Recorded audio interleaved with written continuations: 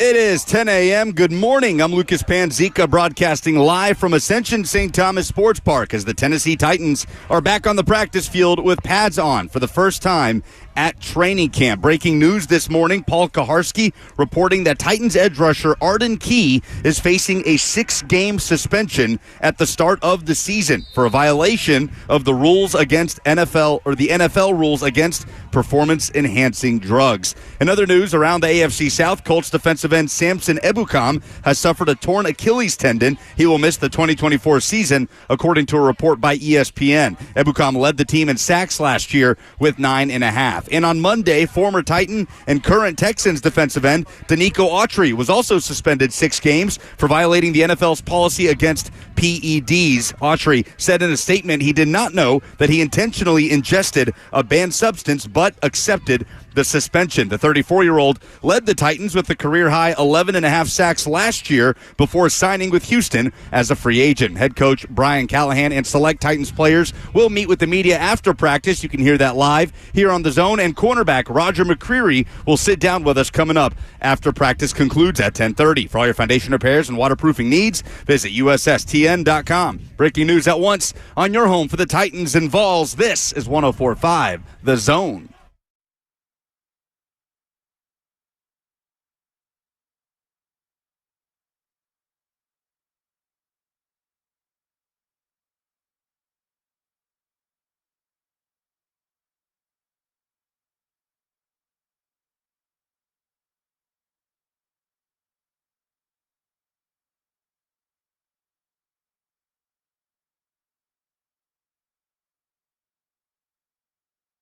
What's happening? Welcome into 104.5 The Zone, live from Titans training camp. We are here with you until 1 o'clock. We got Lucas, we got Kirby, we got Sammy. Titans corner Roger McCreary is going to be on the show after practice concludes in, about 27 minutes from now. We'd be happy to have your participation throughout the course of the show. 615-737-1045.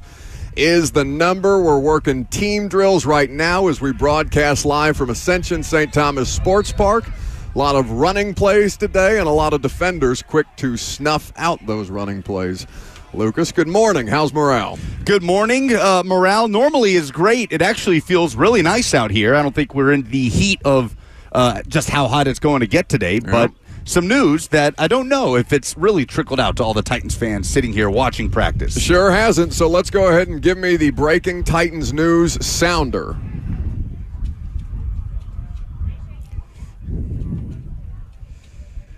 All right, so you heard Lucas say it in his update, and it's being reported by Paul Kaharski of paulkaharski.com that Arden Key, Titans outside linebacker, is expected to be suspended for 6 games due to the performance-enhancing drug policy. Now, for what it's worth, we're out of practice. Arden is here. He hasn't spoken on it yet.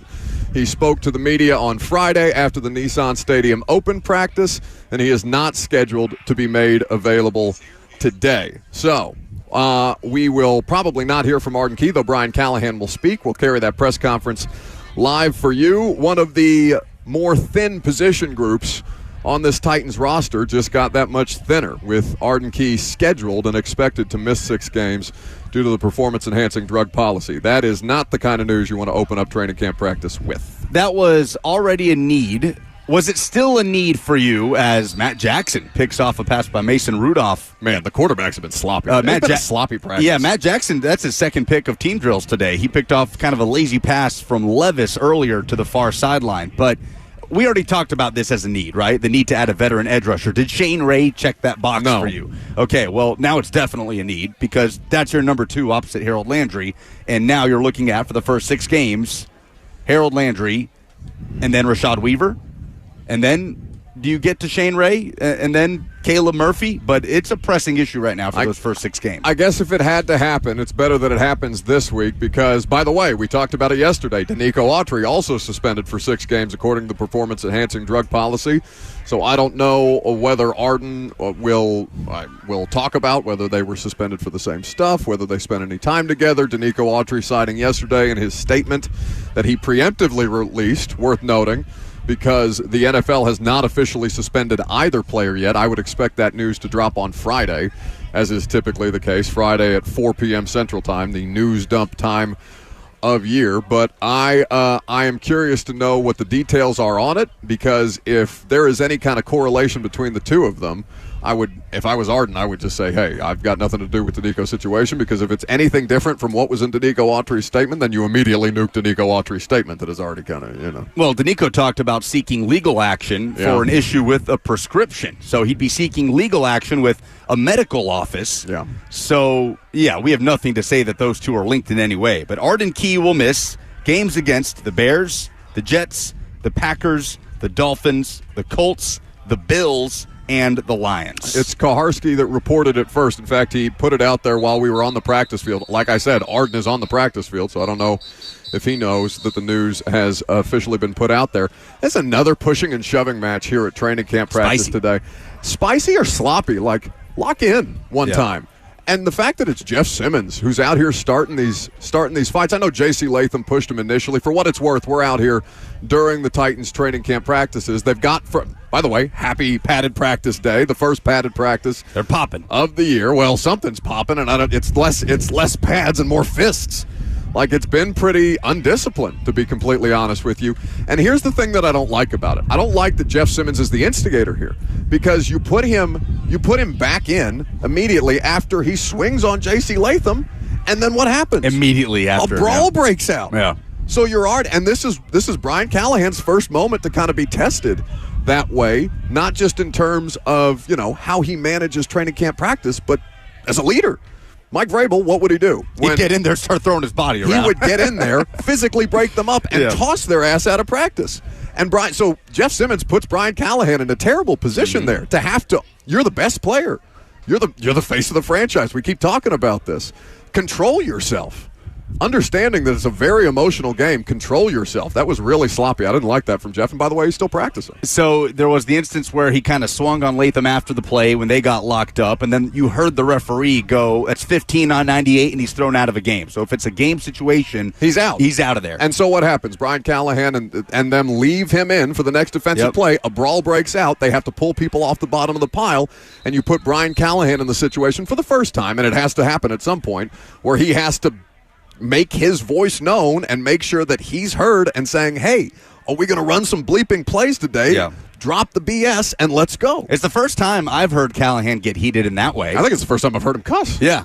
So, he got in there, and he's screaming at him. And there's a bunch of fans here, and they're watching, and they applauded Brian Callahan after he got in there and made his voice heard in the huddle. And then they walked Jeff over to the far field, and they kept going with team drills without him. But he's still practicing. He's out here, yeah. He's standing right next to Sweat at the moment as they get ready to line up for another team drill. Worth noting, by the way, Sweat is very quick to take his helmet off after these drills. The conditioning stuff, he's an impactful player. There is no question. They are going to need him to be the best version of himself. But right now, as we work through training camp practice, it's clear that the conditioning has to improve. And it's hot as hell today, and they're working out here in full pads, and it's physical. So there's going to be emotions. There's going to be exhaustion. This is how you differentiate between who you thought was going to come out of this on the other side in the off-season period and into the early part of training camp. And now I think Keith Bullock put it very rightly on social media, said you separate the men from the boys. I misspoke, by the way. Key will not miss the Lions game. I rattled off 7 games when I said the games he would miss. The last game he'll miss will be the Bills game, because he doesn't get the benefit of the bye counting as one of those weeks. Correct. Right? It's got to be 6 games. So I think now Chris Winston Jr. says, respectfully, who gives a bleep what Vrabel would have done? He's gone in this situation, and that's fair. But I use that comparison because this is Brian Callahan's opportunities these first couple of moments to establish himself as a coach, to further establish his leadership, his control over the group. And in the early phases, it looked lacking control, and he very quickly straightened them out. And since then, we had a little bit of pushing and shoving in this last team drill, but they've tried to iron it out as we have about 20 minutes of practice scheduled to continue. I wonder how much more Jeff kind of allows himself to get that way on the practice field versus in a game when it can actually hurt your chances to win, because he gets heated, and he is the first one to talk, and he's talked about being a trash talker, the Caleb Williams thing with Rich Eisen. But Jeff doesn't have this reputation as he can't, a penalty magnet. He really right? doesn't. A personal foul magnet. Which is fair. That's never been part of, we've never talked about Jeff in that way. But he talks, so he does it between the whistles, right? What did Amani Hooker say with us last week? He's a mean trash talker, yes. Jeff. So he's clearly, and there is strategy to it. You're clearly instigating. But on the first day of camp, if you are the tone setter, if you are the face of the franchise, and you're taking a swing at the rookie, because the rookie stepped to you, and maybe you want to establish your dominance, for lack of a better term, as leader of the team. So you have to respond in some way that's challenged, but you can't swing at him when he's got his helmet off. No, that's not acceptable. 615-737-1045 is the number.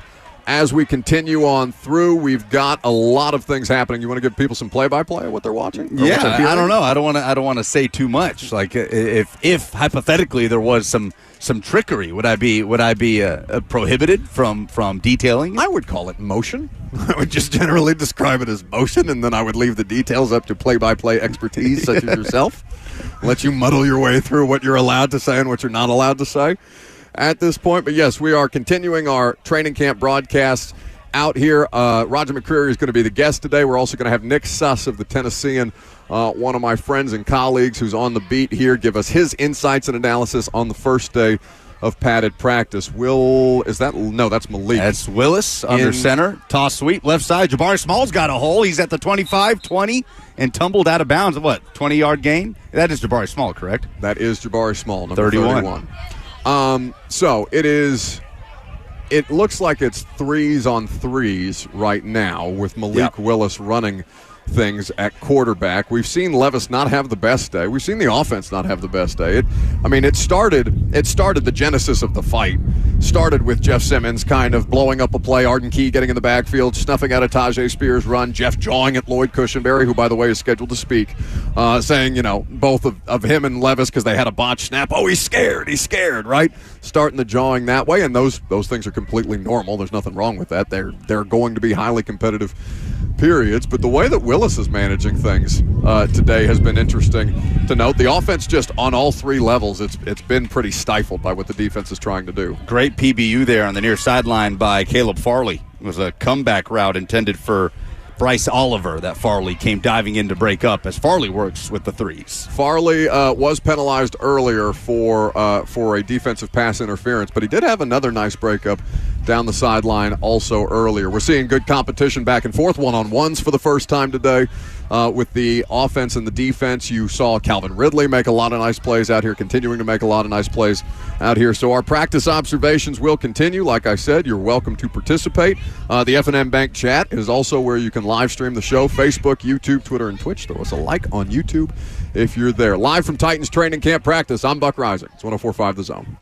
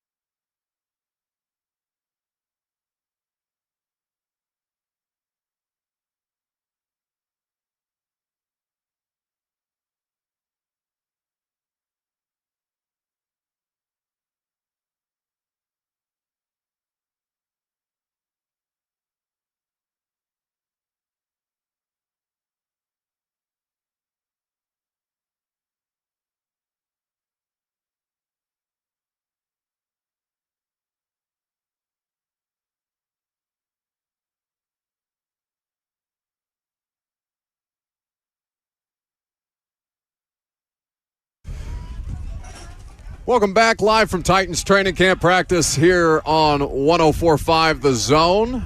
We're happy to have you until 1 o'clock. 615-737-1045 is the number. If you want to jump in, Lucas, one of our favorites, has just sat down with us. Landon and Ashley are in attendance at Titans training camp practice.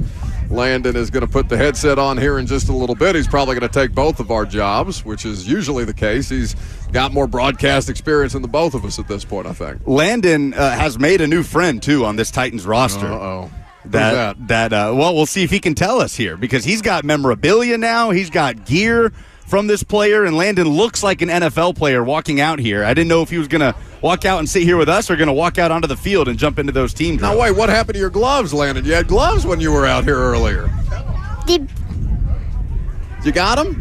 There they are. There they are. You got your gloves. You'll be catching some balls off the jugs machine later. Looking sharp, looking the part in his Jeff Simmons jersey. You're not out here starting fights today, are you? No. So who gave you those? Who gave you that towel? Eric Gaylor. Eric Gaylor. That's right. Titans defensive back. Absolutely. He signed it and everything. Now you guys have a special relationship, right? Because he was rocking you for My Cause, My Cleats, if I remember correctly, last year. Yeah. So how have you enjoyed practice today? Hold on just a minute. Okay. We'll give you a break. We'll give you a break. Landon will join us a little later on, and we'll get it straightened out. See what his practice observations. Allen Kirby has his 5 training camp observations. We'll see if Landon hasn't brought some as well. But as we sit here watching team drills continue, the ones are back in the mix. Jeff Simmons is back in the backfield. Yep. Consistently. It has been a sloppy day offensively to this point. For housekeeping purposes, Landry back out there. Yep. Right? So Owuzie and NPF are really the only notable omissions today? I would say notable, not to discount some guys that I may have missed or may not have been looking for, but of the top-line players, those are the guys that are missing. Landon joins us once again live from training camp practice. Buddy, what's been your favorite thing to watch today? My favorite thing is the football player didn't sit onto the down. The football player's doing what? There's one football player that tackled and sit on the sidelines. Oh, yeah. No, they're making a lot of plays on the sidelines, a lot of contact. They got pads on for the first time today. And the football player left a couple pieces of dirt. Oh, were they tearing up some of the turf? Sidelines. Yeah, that's. I saw DeAndre Hopkins they call him a raspberry when you kind of scrape your skin on the ground there from the turf, stuff like that. So yeah, guys, they're trying to keep them up on their feet today, but they look pretty good, right? Yes. Yeah. I see you're wearing a 98 jersey. Is Jeff one of your new favorite players? Now that Derrick Henry's gone, is Jeff going to step in? My favorite player is Jeffrey Simmons, and my favorite player is now Eric Gaylor. Nice. Jeffrey Simmons and Eric Gaylor. So you're a defensive guy, Yes, huh? defensive mind. Defensive mind. Landon, good enough to join us here at training camp practice. Well, buddy, we appreciate you sitting down with us, okay? It's always good to see you. Have a great rest of your day. I'll see you here in just a little bit. That's Landon and Ashley, kind enough to spend a little time here with us. Always good to see our friends out here at Titans training camp. First day with fans at Ascension St. Thomas Sports Park beyond the Nissan Stadium open practice. Great job, Landon. You killed it, bud. But yes, going back to the assistant coaches and everything that we're talking about, some housekeeping type of situations. Harold Landry back on the field after missing time with an illness. He was out there watching practice as Malik Willis completes a deep pass. Wow. Bryce Oliver on the deep ball. To number 80, Bryce Oliver, as you hear the oohs and ahs. I like that as a crowd noise during the radio show. That's a fun time. Youngstown State, UDFA. Youngstown State legend, Bryce Oliver. How about that? So, yeah, the first-team offense off the field. Now Malik Willis out there working with a collection of 2s and 3s. It's nothing really definitive set just this early in training camp practice. But that's why we're talking about the position battles that we need to update, right? The assistant coaches spoke to the media yesterday without an on-field day of work. We heard from Bill Callahan on a couple of subject matters, as a matter of fact, including what he's seen from the right side of the offensive line. This is the Titans O-line coach talking about that group. some jobs. Yeah, so Jim, so what we're doing is we're mixing and matching. We're rotating all the racks. So we're getting John a lot of reps. For instance, we moved the JD over there, Duncan over there today.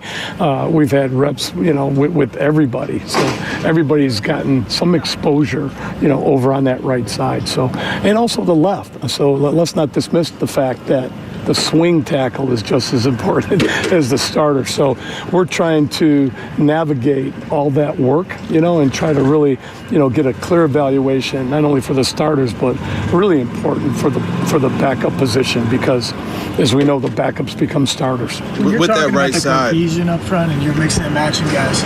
Is it as simple as the best right guard becomes that, or how much do you look at how the right guard works with the right tackle in the tandem? I think it's the best player.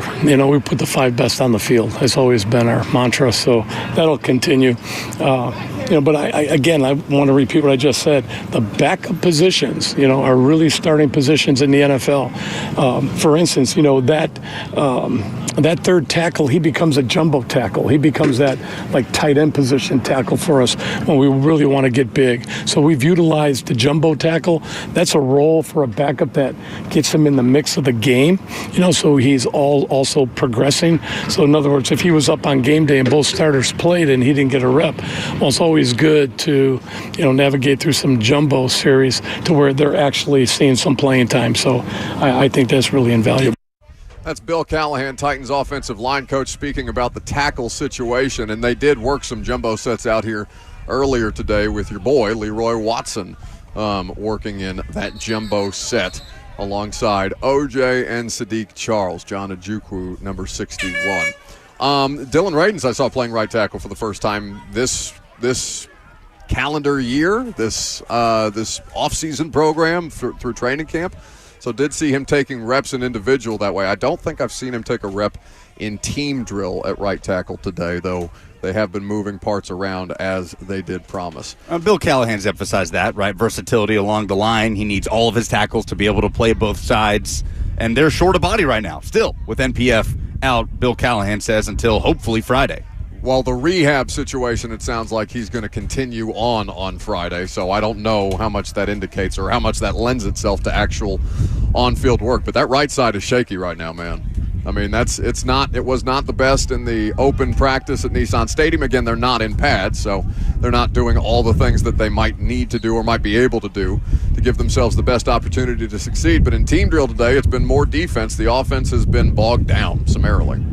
Yeah, a couple interceptions. I saw a forced fumble against Julius Chestnut. It was Chance Campbell punching it out and recovering it. So a little more sloppiness on the offensive end than we've seen without pads on. But in terms of NPF, I believe we have it. Bill Callahan was on with the morning show this morning talking about – Yeah, he was great. I talked for about 10 minutes with them, chopped it up, and gave a little more insight on how NPF is going to be ramped up when he does come back. Right, I love Nick. I haven't had the opportunity to see him as much because, in the off season he had a little of the procedure in the off season that took him out of the off season program. He started out on PUP. I think we'll probably get him back on Friday, so we'll get a really good evaluation going forward, but I think it'll be important for him to acclimate intelligently because we'll be in the contact phase, so we'll have to ramp him up and get him caught up to speed more or less, and then, let the evaluation take place with the preseason games. So the degree of difficulty on Nicholas Petit-Frere, again, that's Bill Callahan, Titans O-line coach, who sat down with Ramon, Kayla, and Will this morning. I'm sure it's available in their podcast feed. I'm sure it'll be up on the YouTube channel as well. A good interview for Titans fans, especially with Ramon. I'm sure that was excellent. I'll have to go back and listen to that myself later today. But NPF, it's just a harder degree of difficulty, right? He's not out here working. He's not out here getting the reps on the field. They're in their first padded practice. He's not out there. So it is OJ's job to lose until such time as NPF presents himself at competition, because other than that, Lucas, I don't see anybody else really rotating with the ones on the right side. Yeah, I guess it's just going to be about how quickly he can get up to speed. But you heard Bill Callahan there. The preseason games sound like they're going to go a long way in determining those. Sure. And if NPF is back on Friday, then he should be back for the first preseason game next weekend. So I don't know.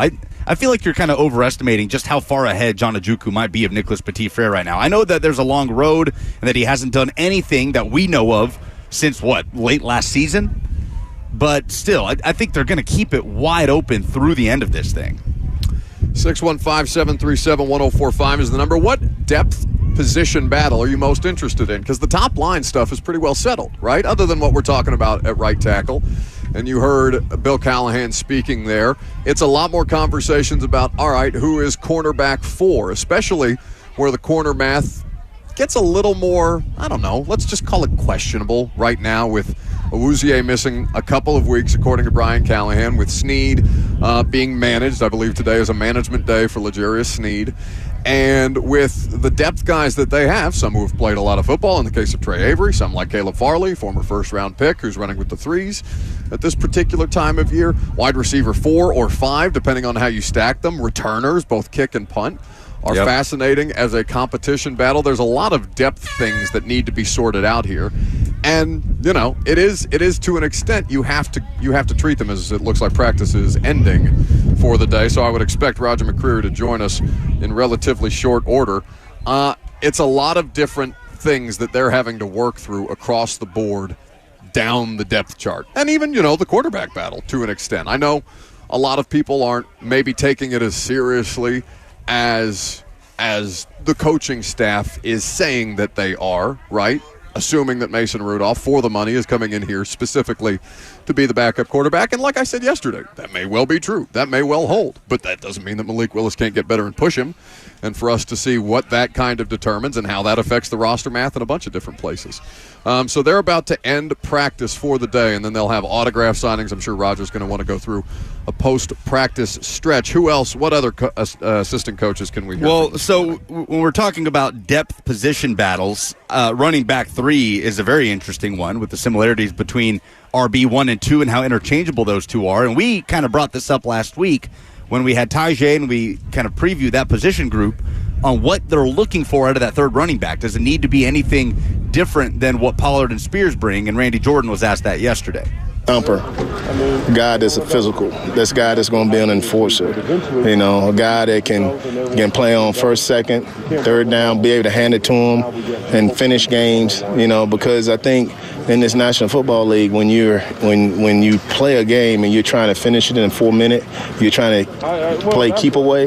You want that guy at 230, 225 that you can hand it to and get those hard yards and finish the game off.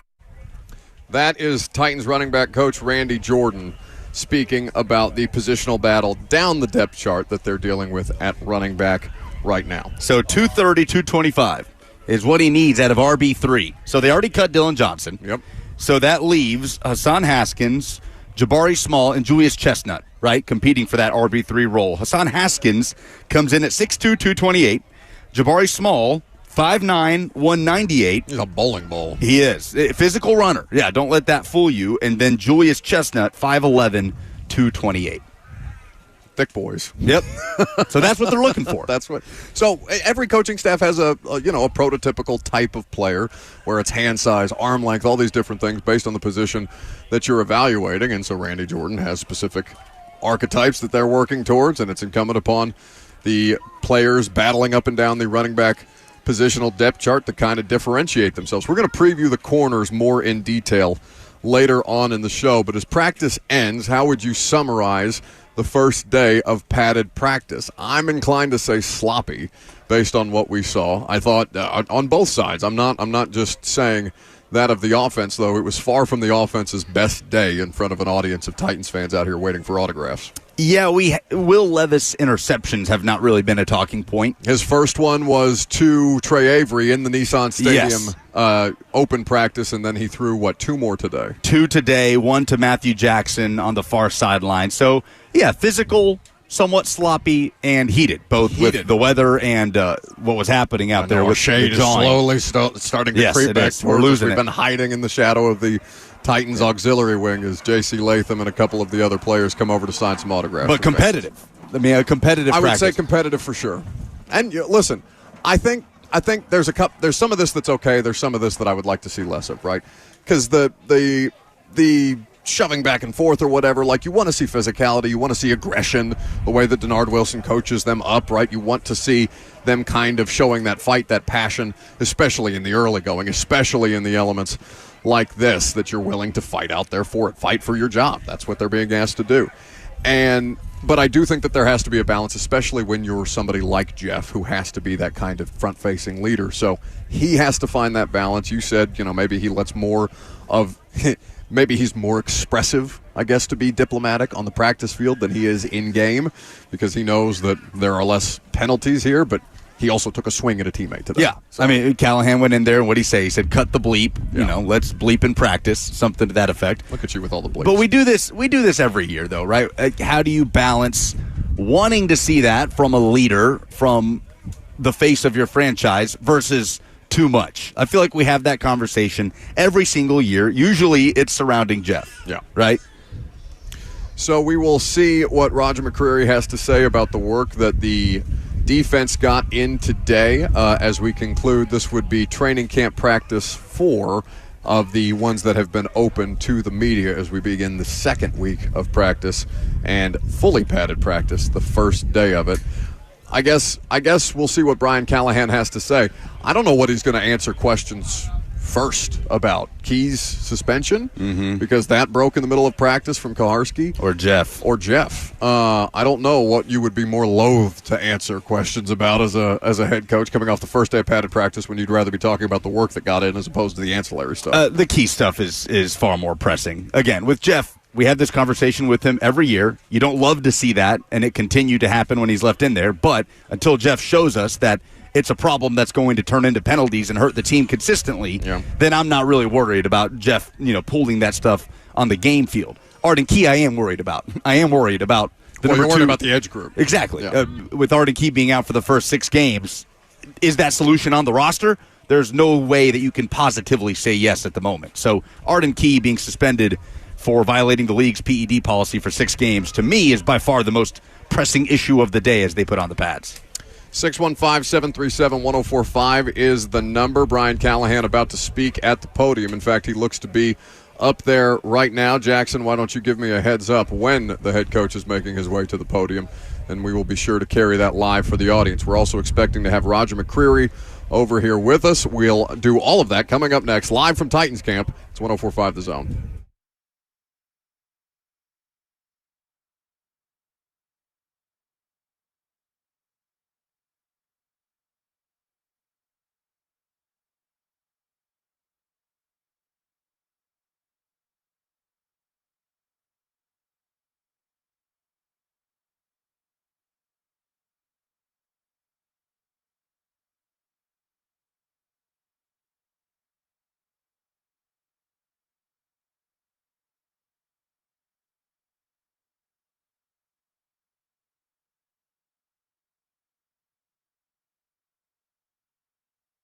Yeah, I mean, it is what it is. Like, it's football. I don't mind guys setting a tone with the intensity ramped up, and we just got to understand that we can play to the edge and we can still play within the rules. And fighting is a penalty. It's usually an ejection. It hurts our team. We can't have that. I think they're all aware of that, and that's essentially what the message was in that huddle. I think your defense did maybe first day in pads. Did bring the fight maybe to the offense a little bit? Yeah, I thought it was good. I mean, we had some good work as the practice went on. They came out of the gates pretty hot and did a nice job that first period. I think we got a good defense. I think those guys play hard. I think the scheme is good. They're coached hard. It's fun to compete against them, and I think that it's going to make us better on offense as well. And I thought offensively we played better as the practice went on too, as our guys settled in a little bit more. You get used to. It's a lot easier to come out on the attack sometimes on defense, and so we settled back in, and I thought did a better job as the practice went along. Pressure that you're kind of comfortable with, though? Looked like, as Jimmy said, the defense was getting after the pass pretty well. Yeah, there was some. I mean, there was some that were good, and there was some that were bad. It's, it sometimes looks worse than on the sideline when you're watching it than assignment-wise and you see what's happening. But, there was some. We were soft in protection a few times. We gave up a couple free runners. That's why we're out here.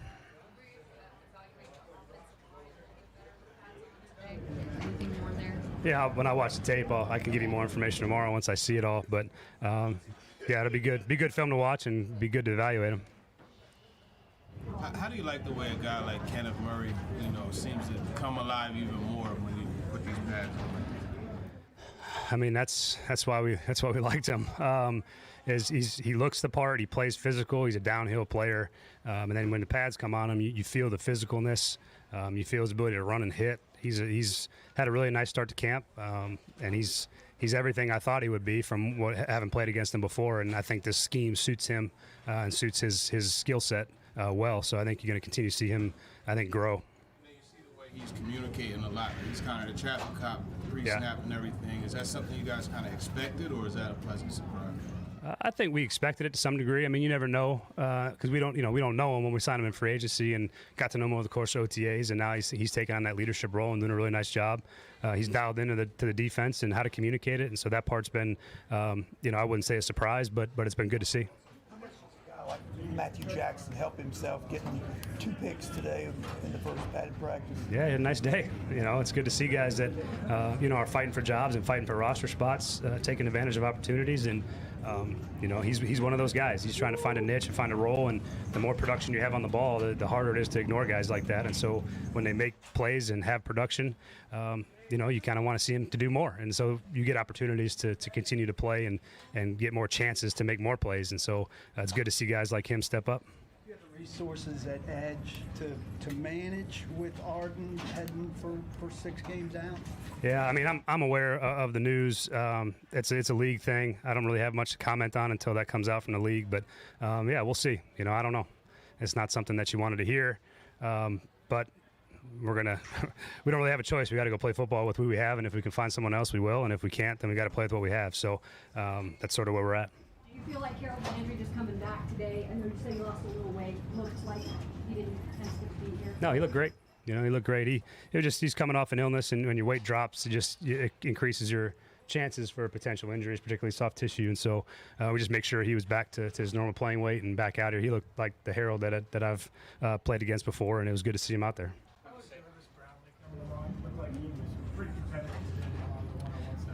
Yeah, that's kind of his MO. He's a hyper competitive player. That's what we liked about him coming out, and he's got the skill set to be competitive.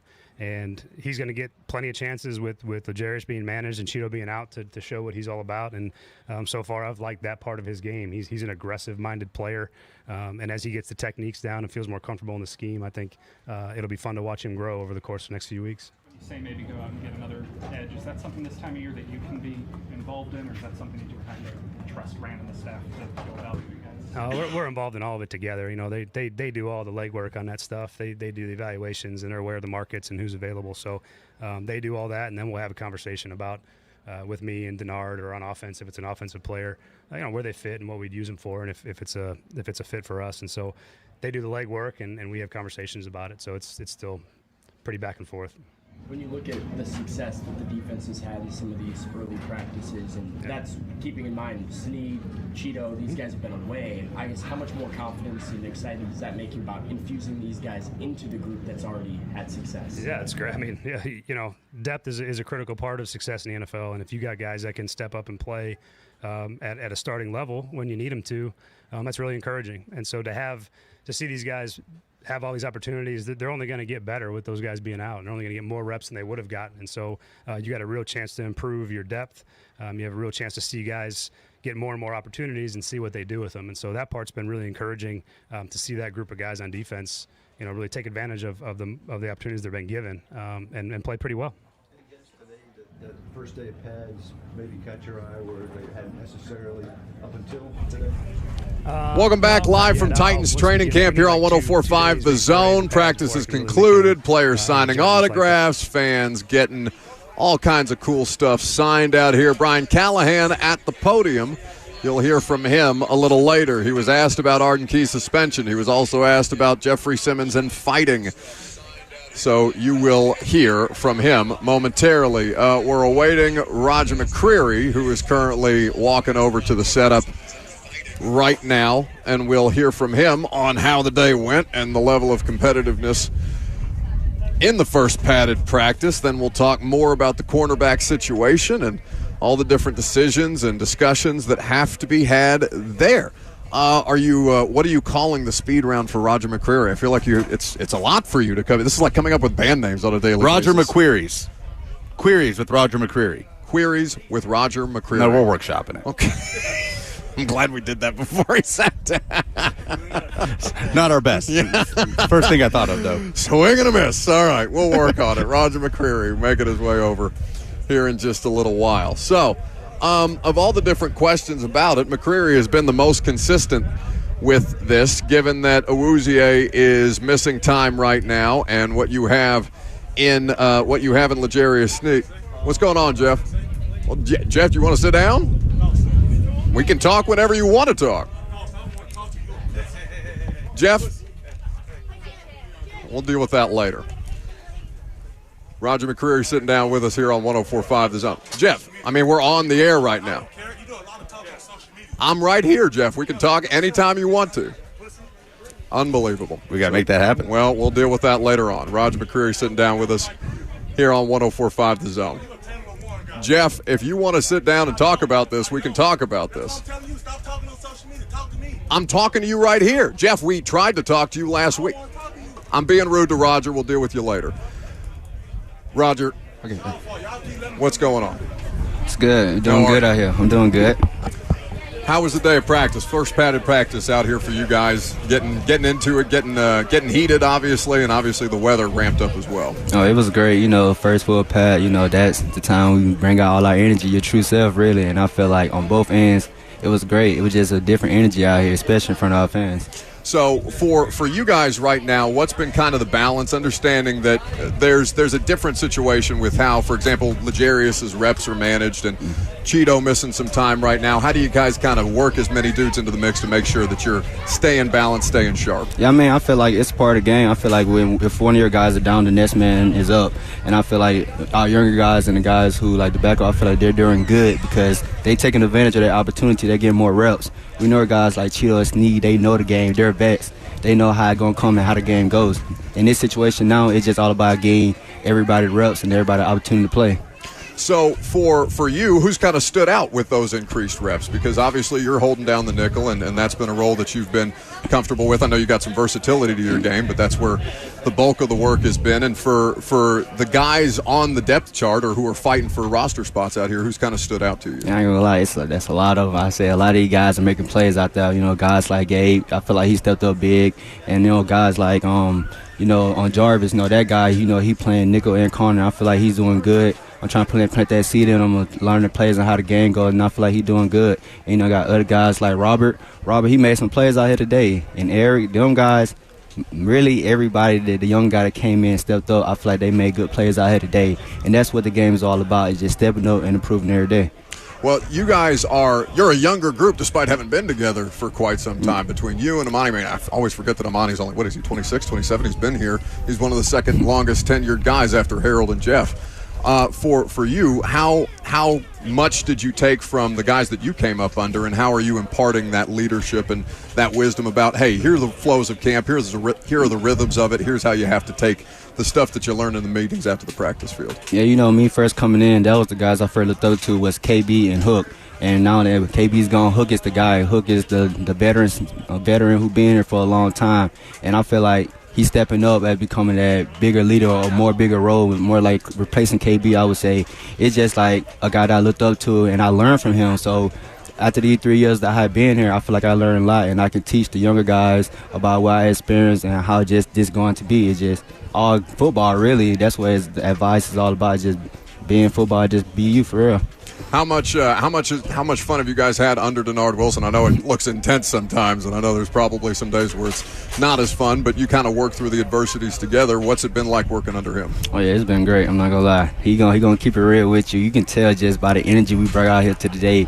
That's his energy inside the film room and everything. He bring that energy of being aggressive, of always attacking the offense and everything. And I feel like that's what we need. That's what the defense feed off of. And I feel like we're gonna be great with him being our DC. What can you tell us about the front? And with what you guys are working with right now with Jeff and Sweat, up front and the rotational guys as well, and Arden and Harold back out at practice. How good was it to have Harold back out on the practice field? I know he's been around. Yeah, it's great. Harold, that's a guy who's been here for a long time. So, Harold, he already know how the games go. He wasn't here when we first started out, but when he came back, he bounced right back on beat, just the tempo that we on. So that's not really a surprise with Harold, but just up front, Jeff's leading the guys and Keith, so I feel like that's nothing I really have to worry about that much right there because they're going to handle that, and I feel like they're the great leaders to lead that up front.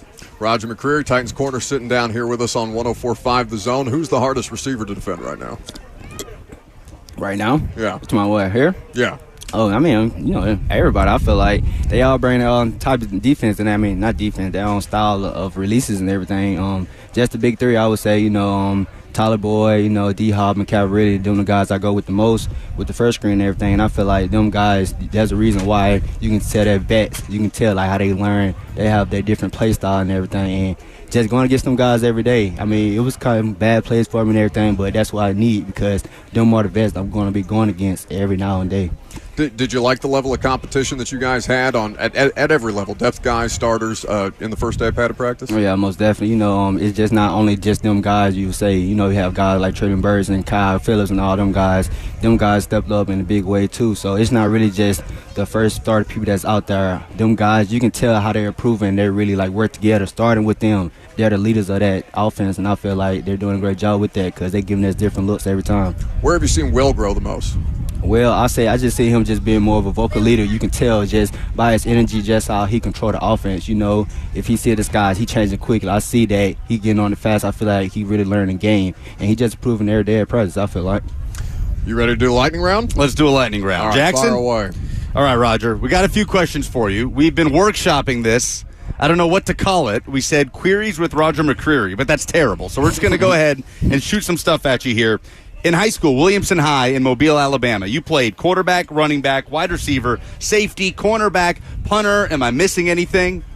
No, that's all. That's it? If you could slide into any individual drills outside of corner out here at training camp, what's the first one you would jog over to? Easy receiver. Wide receiver? Right, yes. I scored a lot in high school. I feel like I still got a little juice in me. I could do a little something. Latham's out here lobbying for screen passes and stuff like that. You talk to Callahan at all? Oh, nah, he gonna feel my vibe. He gonna feel it. He gonna be like, I need to put him in receiver. Just watch. Team speed, baby. All right, Madden ratings are coming out. They're starting to trickle out across the league. Have you checked yours yet? Do you know what it is? Tell you the truth, I haven't. I'm not gonna lie. What would you guess your Madden rating is going into year 3 as a pro? My guess? I'm like, you gotta give me at least. I'm not gonna be. I'll give you a range. Right. Let's say 75 to 85. 75, 85, I'll say 80. 80. I'll be about 80 on the dot. Are you good with that? Yeah, An 80 Madden rating? I'm good with that. I feel like it'd be a little more, but I'm gonna be a little real. I'm gonna keep it at 80.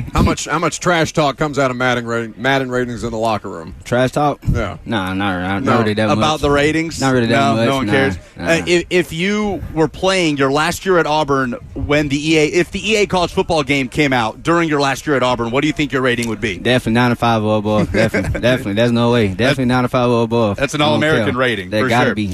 All right, last one.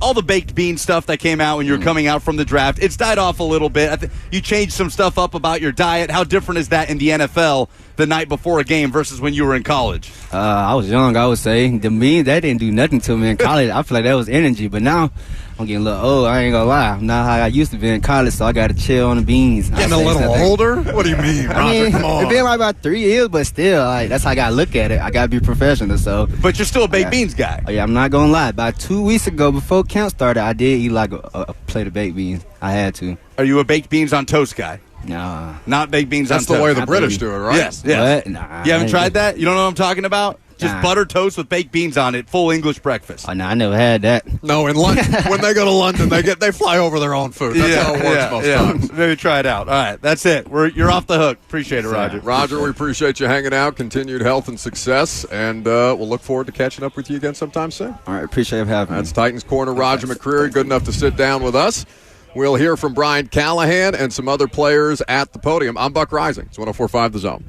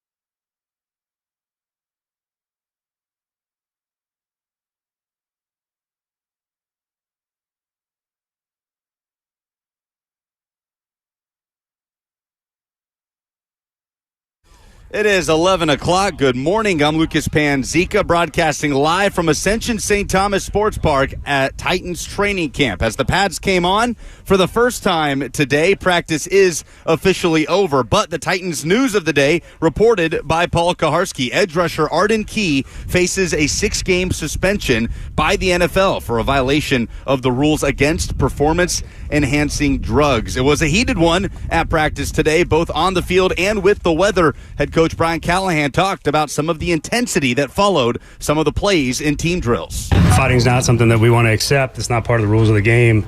I've explained that before. I'll explain it again. It's training camp on the first day of pads. He's trying to set a tone. Those things don't bother me so much as long as we know that we got to play within the rules and we got to protect our teammates, and I think we got it figured out after that. So I don't anticipate any further issues with it. Titans will be back at it tomorrow with pads on out at training camp. For all your foundation repairs and waterproofing needs, visit USSTN.com. Breaking news at once on your home for the Titans and Vols. This is 104.5 The Zone.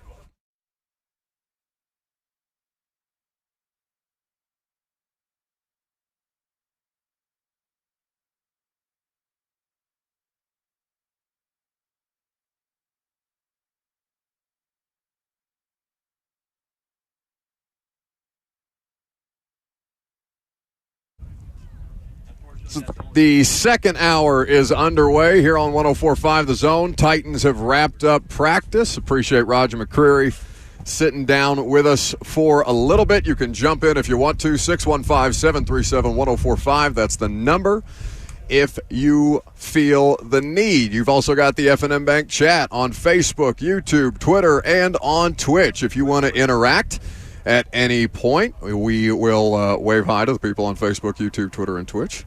Thanks for hanging out. Leave us a like on YouTube if you're so inclined there. Brian Callahan's having a huddle with a bunch of kids out there. A lot of children in attendance at practice. You've got Jeff Simmons and Will Levis out here signing autographs.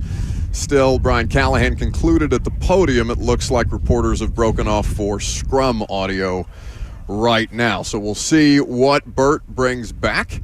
And out of all the different conversations that we've had with Roger, the cornerback position is as interesting this year as it has been in any other season. It is. I mean, think about the dynamic. Not just the fact that it's the room they addressed more than any other all offseason in the draft, the big move for L'Jarius Sneed, the acquisition of Chidobe Awuzie, but it's also the one with probably the most notable camp injury that happened in camp with Awuzie out for 2 weeks with the calf. You have a former first-round pick in there, Caleb Farley, scrapping first spot on the roster. You have the UDFA that has grabbed the most headlines in terms of the rookie UDFA we've talked about the most throughout the offseason program in Gabe Judy Lawley. So that's probably the biggest competition happening across the board from top to bottom. Maybe you can put specialists in there in terms of return men, punt and kick. But there's a lot of moving parts right now in the cornerback room with what they've addressed, how they've invested in it, and the players that are kind of popping up that had an outside shot to get in from the start. Well, and we mentioned Caleb Farley running with the threes, at least in today's work. It's going to be so interesting to see where he stacks up in this and how he manages the situation throughout the course of training camp. This is a contract year type of situation for Caleb Farley. They did not pick up his fifth-year option. They will have some decisions to make there. And for a player who has talked about how he's just grateful and happy to be out here, how much further beyond grateful and happy to be out here versus, all right, you're actually pushing for a role, whether it be depth, whether it be starting. At this point, anything feels like gravy for a person in Caleb Farley's situation, and it is a very unique situation that he has. So how many corners would you project they keep? Oh, man, I wouldn't imagine more than 5 at this point. Based on how they do the special teams math, and the thing that complicates the most, honest to God, Lucas, is the quarterbacks.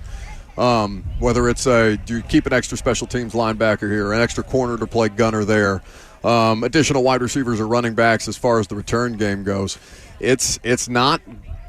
There are complicated decisions on rosters every year, and they're fluid, so it doesn't mean that it's the end-all, be-all when they make the final cuts in training camp.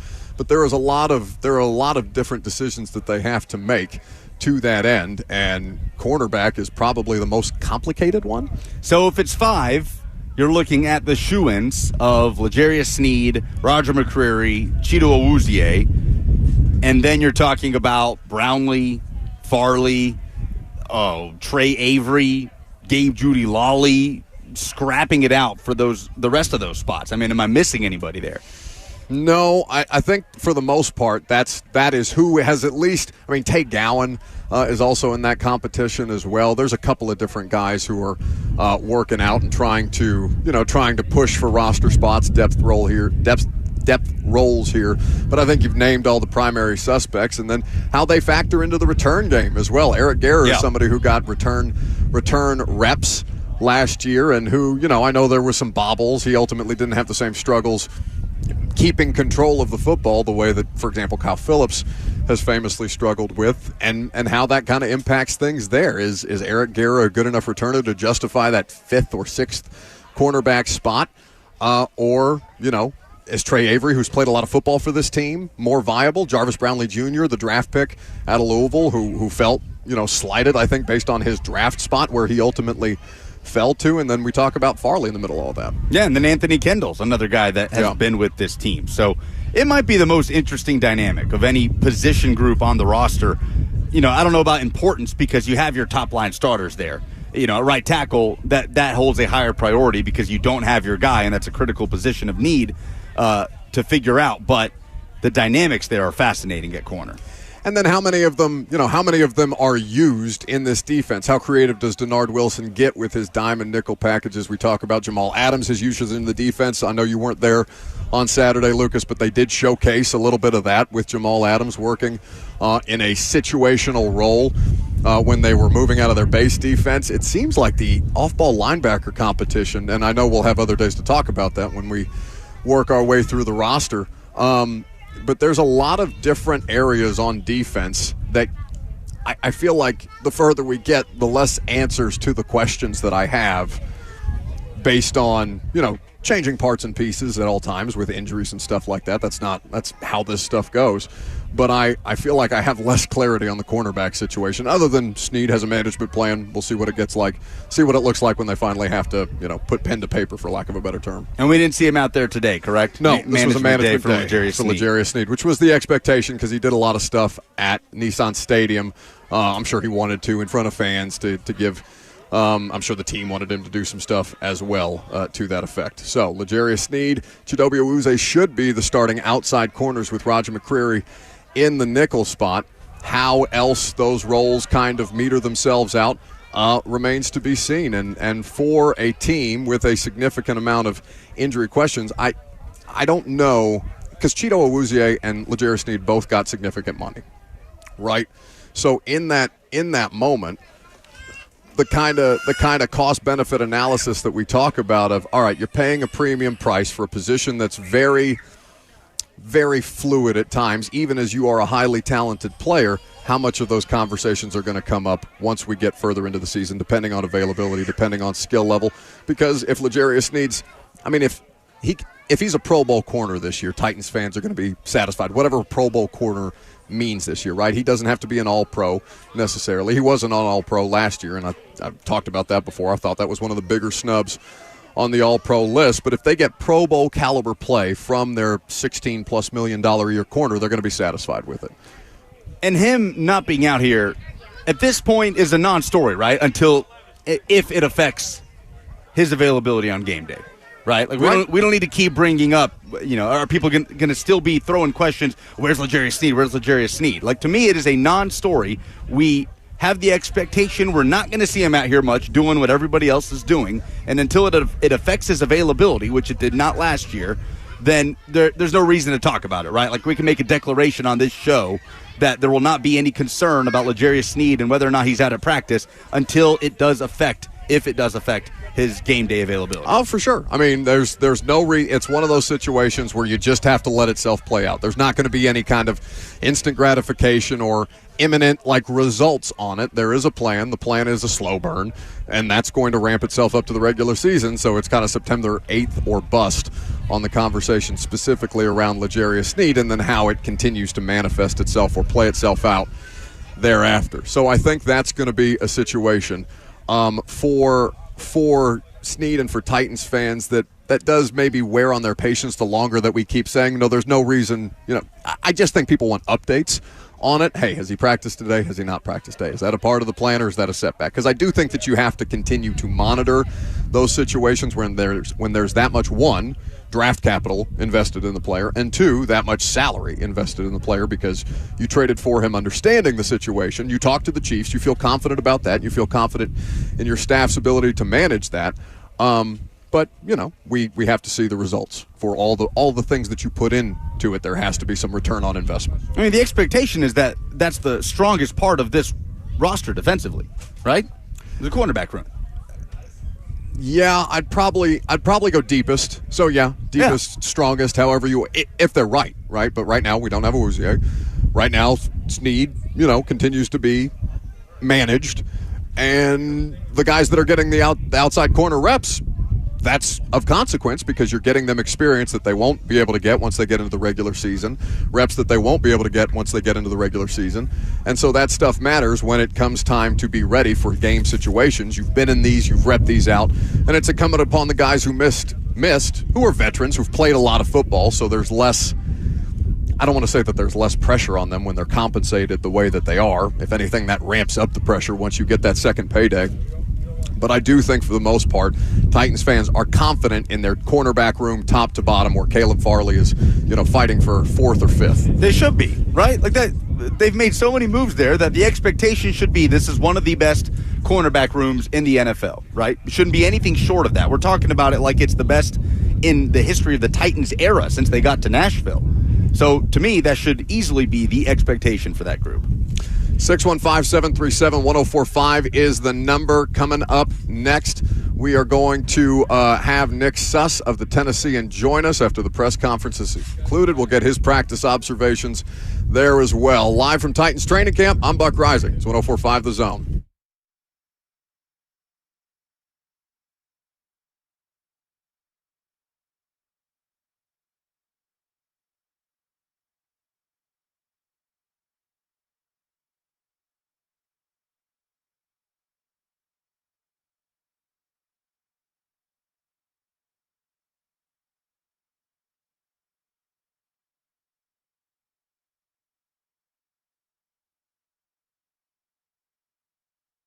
It is almost lunchtime. If you're getting hungry like I am, then Hattie B's is the place you need to go. With locations all over Middle Tennessee, the factory at Franklin, Midtown, Broadway, even the Nashville airport. There's Hattie B's all over the place. Be sure to download the app today, and you'll get a free dessert just by downloading the app. You can order for delivery, order for pickup, walk in, grab your Hattie B's famous hot chicken, and walk back out. You know it is the best hot chicken in Nashville, the best sides, the best desserts, and the best people. Nick Sr., Nick Jr. have been incredible to work with. Awesome to see them celebrate their 10th anniversary out at the Charlotte Ave location on Saturday. It is a family-run business that is integral to the Nashville community, so make sure that Hattie B's is your lunch spot today. Hot or not, you can go mild all the way up to shut the clock up, anywhere in between, whatever works for you. And the summer of cheese is wrapping up soon at Hattie B's. Be sure to grab some of that Drinking Buddy beer cheese to dunk your fried pickles, your sandwich, your fries, whatever it might be. Go and download the Hattie B's app and make it your lunch spot today.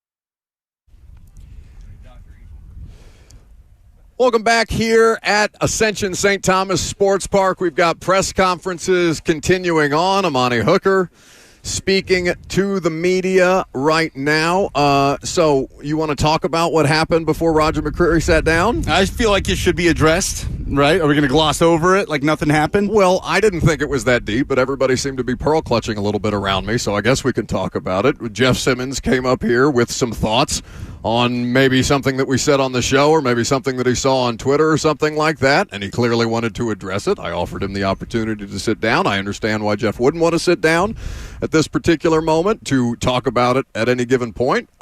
We will work out a time logistically for Jeff and I to have a conversation because we can be adults about this instead of screaming at each other across a practice field. I thought that was not the best place to handle any kind of disagreements that we might have. But my point is, I'm here every day so that they can do that. Like when we have opinions on stuff, they should be able to address it with us because I think that there's a lack of accountability just generally with people who talk in front of microphones and talk on Twitter and things like that. And I don't think there's anything wrong with having a discourse. Now, does it have to look like that? Ideally, no. But that's not a big deal. I don't think it's a big deal as, everybody seemed to make it. I'll tell you what, Jeff has got an aura about him at the start of camp. I mean, we're talking about Jeff out here. He's practicing. He's out there. He's getting into skirmishes with teammates. He's coming.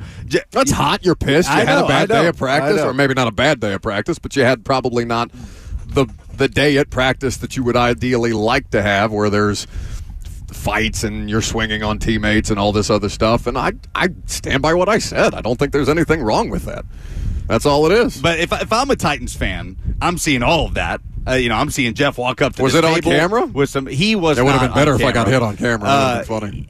I'm seeing Jeff with some choice words for you right off the practice field. I'm seeing Jeff pushing and shoving teammates after practice, and I'm rubbing my hands together and saying, all right, 13-sack season better be loading here for Jeffrey Simmons. Oh, I thought you were rubbing your hands together because you thought he was going to take me out and this would finally be your show. No, well, I thought that's why I saw your grubby little hands rubbing together. I've been pushing Jeff messages for the last 3 weeks. Have you? Did you hear what Buck said about you today? Yeah, I've been sliding in there, be like, hey, just on so you the know. low. Yeah, he's got a little birdie telling him all these things. Interesting. What, you think he listens to the radio show? I mean, you would be surprised how many people do listen to the radio show. The amount of texts I got after Diana's appearance with us yesterday alone. But still, it's not that deep. We'll talk about it like adults. We could make a bigger deal out of it if you want to. I don't think it's that deep. I'm sure they don't love the fact that he's over here when we have live mics on. Yeah, and there's yelling fans things. Because I don't think there's anything wrong with the approach. If you feel strongly, that's fine. But better places to have those conversations. Yes, a place and a time. Okay. Yes, I look forward to being a fly on the wall for that conversation. You mean hiding in the background with no help at all? Oh, I will not be getting between you and Jeff. I hope you know that. No, there's nothing that has to be gotten between us. No, sure. I'm just saying, if it ever came to that terrible situation, which it won't, I will not be coming to your rescue. Oh, the drama. All right, Nick Sussa, the Tennessean, is going to sit down with us here in just a second. In fact, he'll do so right now after Robert gets out of his seat. But that's good because he soaked up a Roger McCreary sweat puddle that was sitting in Nick Sussa's chair. So we appreciate Bert, who is a human sweat rag at this time. Nick Suss of the Tennessean joins us on 104.5 The Zone. The press conferences have just concluded. Hey, buddy. Hey, Buck. What's hey, happening? Lucas. I'm here. Wasn't as hot as I thought it would be. No, it really wasn't. It was fine. We survived. We made it. Well, you're wearing jeans, and I questioned your attire right out of the gate. Look, I can tell you the honest answer, which is you don't need to see my thighs. But look, it's not that bad. I feel like I'm at work. I feel like I should wear actual work clothes. And I don't know. I didn't wear a pair of jeans from the year 2010 to about March of this year. So I feel 96-degree I feel like I'm Middle making Tennessee seems like the bad time to start. I know, but I'm making up for lost time now. I finally own a pair of jeans. I hadn't since high school, so I might as well wear it now. Okay, very good. Well, we'll get more fashion analysis from Nick Suss of the Tennessean at a later date. We have not yet gone to the press conferences, so let's start with the scrum, the players that were off to the side.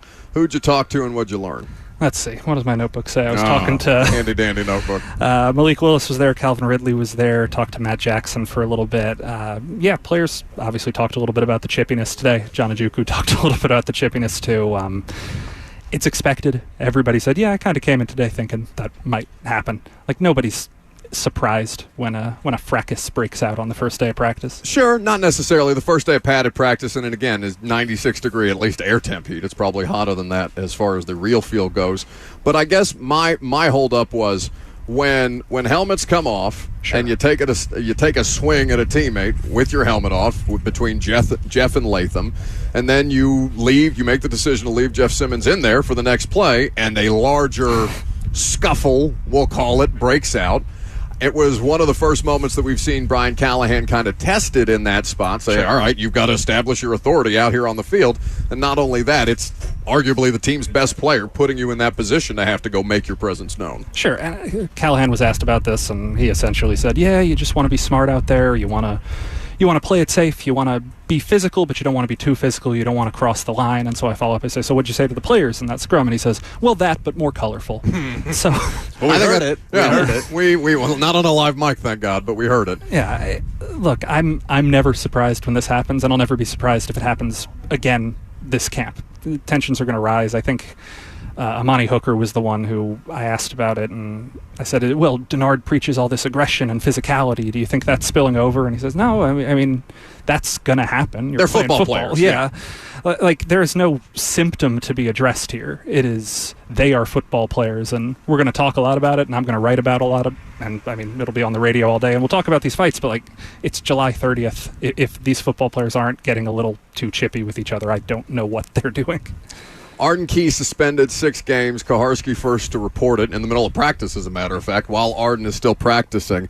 It is going to be interesting to see how that plays itself out because they have signed Shane Ray, but this is a team that already had questionable edge depth and now is going to be missing one of their top-line players. Whether, you consider Arden Key to be a top-line starter or not, he is a starting player in this defense. Sure, and Callahan mentions today at the podium, I don't know if you guys heard this part, he says, yeah, still looking. So, like, they're not ruling out going out and getting another player, and whether that's him or Ran identifying whoever it is, they're going to find somebody. And he talked a little bit about the process. You guys will probably hear the audio later of, well, Ran and the staff have to identify these players, and then we'll have a conversation, and they'll figure it out. But if you look at the guys on the field right now, it's Harold, and then a guy who hasn't played in 6 years, and then guys with minimal to no NFL experience. It's going to be thin. They're going to have some things to figure out. I thought Jalen Harrell, tongue twister there, is looking okay. He had a better day today than I thought he had the past couple of days, so maybe that's some positive upside. You always see Thomas Rush and Caleb Murphy and these guys trying to get there. But, yeah, I mean, my solution right now, if you have to ask, is put Jeff at 5 technique a little more often. Let him play a little more outside. He looked really good there on Saturday. Yeah. That's something that this team can do, especially now that you have so many big guys in the middle with Sweat and Coburn and Joseph Day and Marlon Davidson. A lot of guys who can fill that nose tackle role. Let Jeff roam. That might be a short-term solution. And we talked about this. Nick Sess of the Tennessean here with us on 104.5 The Zone. We talked about, how they're going to replace Autry's versatility, not just production, and Jeff can be a part of that solution. So has that, to you, shot to the top of the list on an ad, a training camp ad before the start of the season? Has it surpassed safety? Because I feel like that was the position we were really talking about, despite the addition of Jamal Adams, still a little thin there, especially if he's going to be a situational player. Now does top-line edge rusher opposite Harold Landry shoot up to the top of that list? I mean, I'll tell you, it was already at the top of the list for me. I love safety play. I'm intrigued by safety play, but I always go back to this NFL survey that ESPN did 2 or 3 years ago that said we polled 50 analytics staffers in the league and asked them, what position do you know the least about? And all of them said safety. It was the most common answer. Like, we know safeties are important. We don't seem to know why they're important. We know why edge rushers are important because they blow up pass plays. And so, yeah, you can have these safety contributions and you can go out and try and get Justin Simmons or whoever these guys on the market are, and they're going to improve your team. But it might be a little tougher to figure out how they improve the team, whereas you go out and get a guy who's going to be worth 8 to 10 sacks, that you know what that is. And I think there's more value in that. I think that, look at free agency contracts, look at draft position, you're always going to see these edge rushers are more important. So if there's a guy you think that can go out and actually start on this team and make this team better, of course that has to be a priority over a guy that I think you got 3 or 4 safeties here who can play. Is it going to be the star strength of this team? Maybe not, but I'm not saying you're golden, but you're set. You have enough. Well, it's like Rand said at the opening press conference of training camp, when are you going to sign a safety when we need one? Yeah. So, it's incumbent upon them to determine how soon they need one, if they need one, based on the talent that they have out here, and whether the roles that, for example, Jamal Adams is here to address is enough to supplement the group that they already have, right? Because he is a versatile player if he's healthy and he passed their physicals. We haven't, at least for our part of the discussion, Nick, I don't know how you've kind of handled it on the Tennessean, but I haven't looked at Jamal Adams as somebody who's truly coming in here to compete for a starting role, but I guess I shouldn't rule out that possibility if he's a healthy player. I'm just going off what I know the player to be and how the coverage issues have popped up beyond, missed tackles and stuff like that last year. I haven't really considered him a factor in the starting safety competition, as opposed to just, all right, they found a role and they think he can do it. And that's where I'm intrigued by usage with him. You look at last year, a lot of his coverage issues were playing safety, but when he was playing nickel, he was actually fairly productive, roughly league average as a nickel coverage player. And you look out here where he's practicing most of the time, and he's not standing at deep safety 15 yards beyond the line of scrimmage. He's playing these nickel roles, and you look at the way these corners are set up on this team. Obviously, if everybody's healthy, you want Snead and Chidobe to be on the outside. They don't have too many other players who profile as true outside corners, maybe a Caleb Farley if he's healthy, but that kind of gives you the flexibility to move Roger inside and out so he doesn't always have to be in the nickel, move Brownlee inside and out, where it's just more people who can do that role of play on the interior and let your outside guys play outside. And then if he ends up spelling Elijah Molden a little bit and lets him it's more of just the carousel of versatility on the interior DBs to me than just sticking him 12 yards deep and say, make sure nobody gets deep. Is there any reason they can't do that? No, of course not. They can do that. I think that's a better way to use it than say, oh, now we have 3 safeties and we're going to rotate them. Look at the stats for every safety in the NFL. Almost every starting safety is going to play 95% of snaps. It's not a rotation position like defensive tackle. And sorry if I'm talking out of my butt. I've just looked at 10 teams. I can't say I've looked at every team. Sure. But usually safeties don't rotate nearly as much. So if you got 2 safeties, you're not hurting. You had a good piece on the Tennessean, your week 1 overreactions after a full week of training camp. I guess we're officially starting week 2 today with the pads on. But explain to me your your belief that Thomas Odukoya should have a spot on this roster at tight end. Yeah, I'm fascinated by what the number 4 tight end can be. I don't know if this team's going to carry 4 tight ends. We will see how it all works out. But he has looked pretty good in the passing game, and there was a play today down the sideline. You guys probably heard it live on the radio when he lowered his shoulder, and it was Robert Javier, I think he went through, and he has that physicality, and people long enough memories to last year's preseason know how good he was as a blocker in the preseason last year. He seems to be settling in as a guy who can be that rotational 4th piece, and I'm not going to say I've done all the due diligence on Steven Silianos and David Martin Robinson. Sure. Maybe these guys can overtake him, and maybe you'll just carry 3 tight ends and have a 4th on the practice squad. But I look at the 53 this year, and I kind of feel like some of these positions where you tend to carry a lot of extra players, whether it's receiver, whether it's offensive line, whether it's DB, I don't think that they're going to overflow this year. I think there are probably going to be fewer receivers than we're anticipating. There might be fewer offensive linemen that we're anticipating because of how versatile guys like Brunskill and Radens can be. And if that does free up extra roster spots, the places I look are tight end and inside linebacker to maybe have an extra player that can stand up on the 53. Interceptions are going to happen in training camp practice. It's still practice. There's still a degree of experimentation, even though the stakes are heightened, and we've talked about that with Callahan as well. But Levis has now thrown 3 in the last 2 practices that we've been able to watch, between one at Nissan Stadium, an underthrown ball in the direction of Calvin Ridley that Trey Avery picked off, and then 2 interceptions today in team drills. What are we seeing? Interceptions always deserve context, I think, when those discussions happen, because a lot of people will see that Levis threw 2 interceptions today at practice and will start to have questions about accuracy or start a dialogue that may not actually be accurate. What did you see? The one Saturday just looked like a ball that slipped out of his hand, and that's on him. I'm not going to sit here and say it slipped out of his hand because of the hand slip fairy. You don't want that to happen in a game, but that's not an accuracy problem. That's just the ball was not where it should have been in his hand problem. The ones today, I'm trying to remember where the first one to Matt Jackson happened on the field. Far sideline, yeah. kind of a lazy pass to the far sideline that Jackson had read all the way. Yeah, that one seemed like he telegraphed a little bit. The second one, the one on the first play of Sevens, that was just a weird route, and it was tipped, and it was a ugly play all around for the offense. And today, I didn't think the offense, in general, it's not a Will Levis thing. I think a lot of people didn't have it. I look at that one-on-ones period, and I think Will was 6 for 12, or maybe 6 for 13, and Rudolph was 2 for 9. Yeah. But there were a lot of PIs. The context today is I thought the defense came out and had a lot more. They had a lot more juice, they had a lot more energy, and they played like it. I mean, when Caleb Farley's breaking up the first pass against DeAndre Hopkins and setting a tone, that's a play that, could Levis have put a ball a micrometer of an inch further up to the right to make it better? Yeah, of course. But that was a well-placed ball, and the defense made a good play on it. The first Matt Jackson pick, you're right, the one where he made a good read on it, that one's probably on Levis. But you also give credit to Matt Jackson, good play there.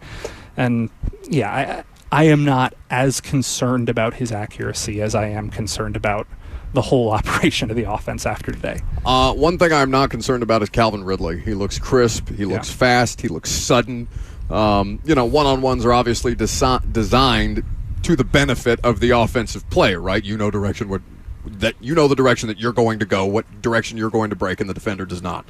So you're out on an island, and that's really tough for any defender to hold up. Calvin Ridley is a pain in the ass to cover, no matter what the situation, and that proved to be the case throughout the course of this. I am curious to see how many different ways they use him, because going back to his introductory press conference with us after they gave him the contract, talking about his deployment in Jacksonville and how he feels like he can do more than the role that he was assigned or had to play because the rest of the wide receiver core was not capable of doing that. Yeah, I've been really, the one route of his that I've been really impressed by is the comeback route. He really has that take 2 steps, stop and go the other direction with your momentum. He has really dominated DBs, and it'll be different when Snead's out there full time and when Chidobe, some of his big plays have been against guys who we don't expect to start. But I also think that it's the footwork. It is that ability to stop on a dime, change direction that maybe doesn't get talked about with him. We talk about him as a straight ahead speed guy. The change of direction stuff has been really impressive. And same with Tyler Boyd, who really owns the middle of the defense with that footwork. And maybe that's something that has been lacking here. Brute force receivers haven't been as nimble. If that's a nice word or a mean word, I don't know. But Ridley's nimbleness has been very, very impressive. I agree. Nick Suss of the Tennessean. You can read his work at Tennessean.com. What should they expect later today, bud? Man, if you guys want a play-by-play of every single thing that happens, that's the first thing you're going to get from me, which is incredibly, incredibly tedious. But I think there were 45 Will Levis throws or something like that today, and you'll get what happened on all of them. That's all people want.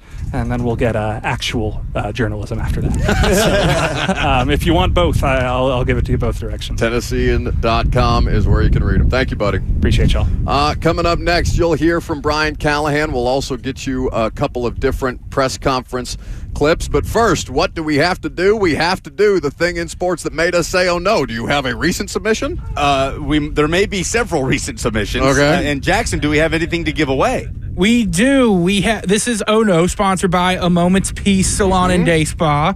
We have a family 4-pack of VIP tickets to see Hot Wheels Monster Trucks Live Glow Party at Bridgestone Arena, plus a $100 A Moment's Peace gift card.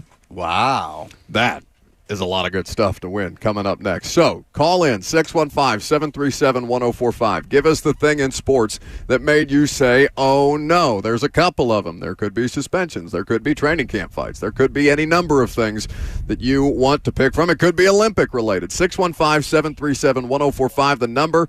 I'm Buck Rising. That's Robert Walsh's cigarette. This is 1045 The Zone.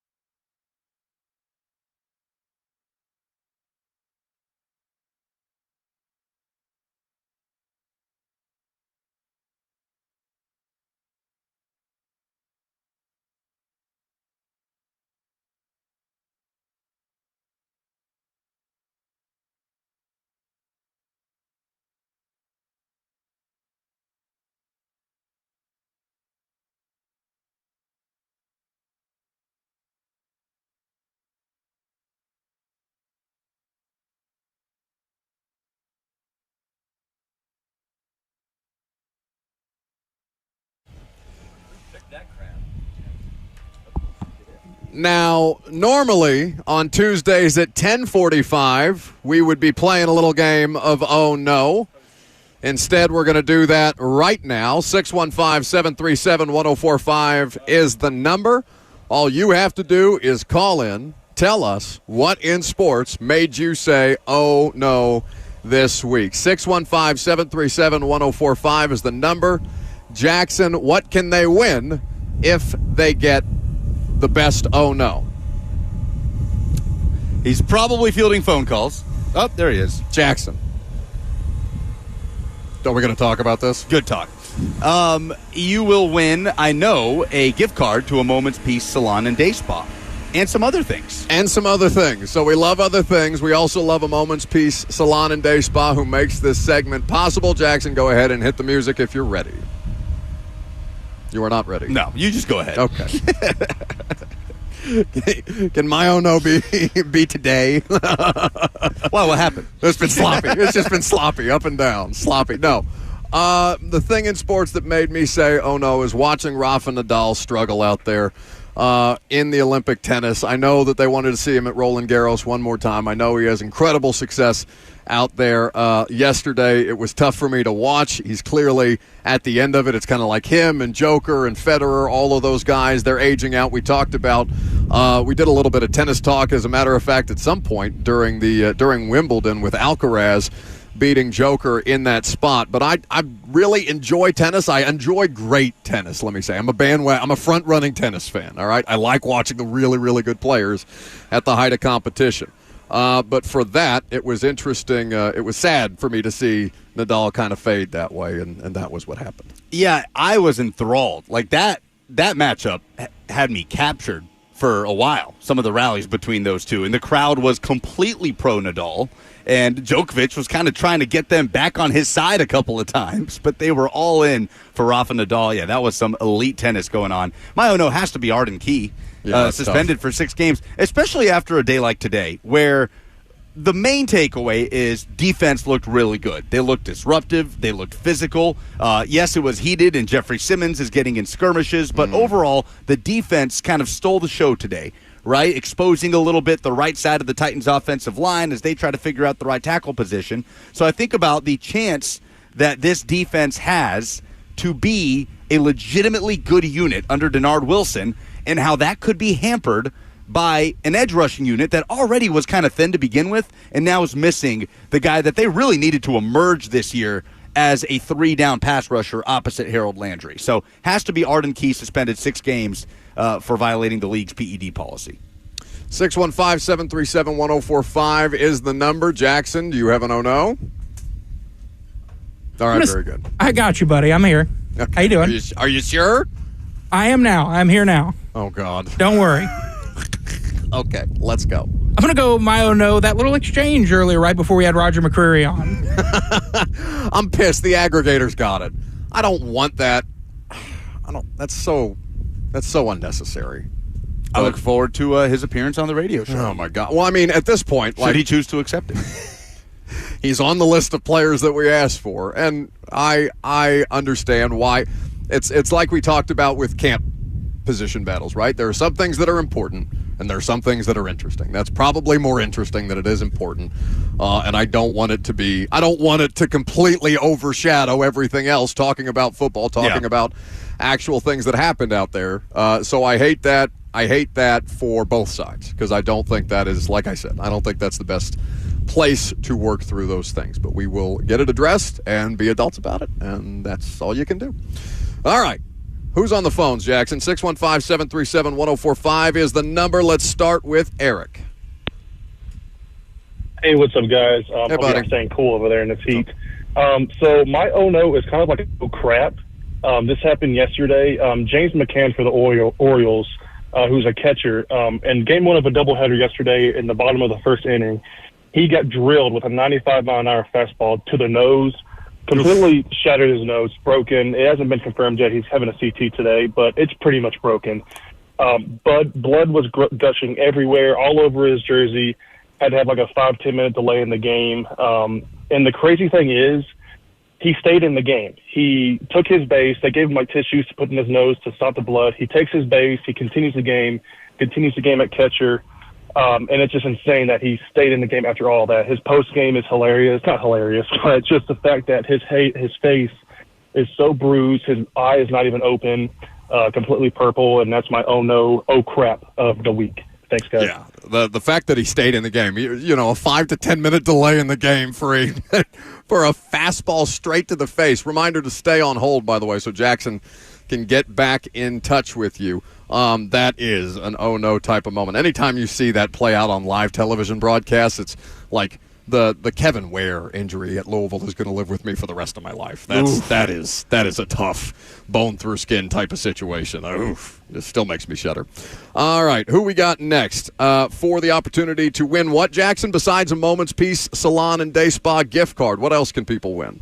4 VIP tickets to the Hot Wheels Monster Trucks live glow party at Bridgestone Arena on Saturday, August 3rd. Okay, fun opportunity to take you and the family, the kids out. Dylan is up next.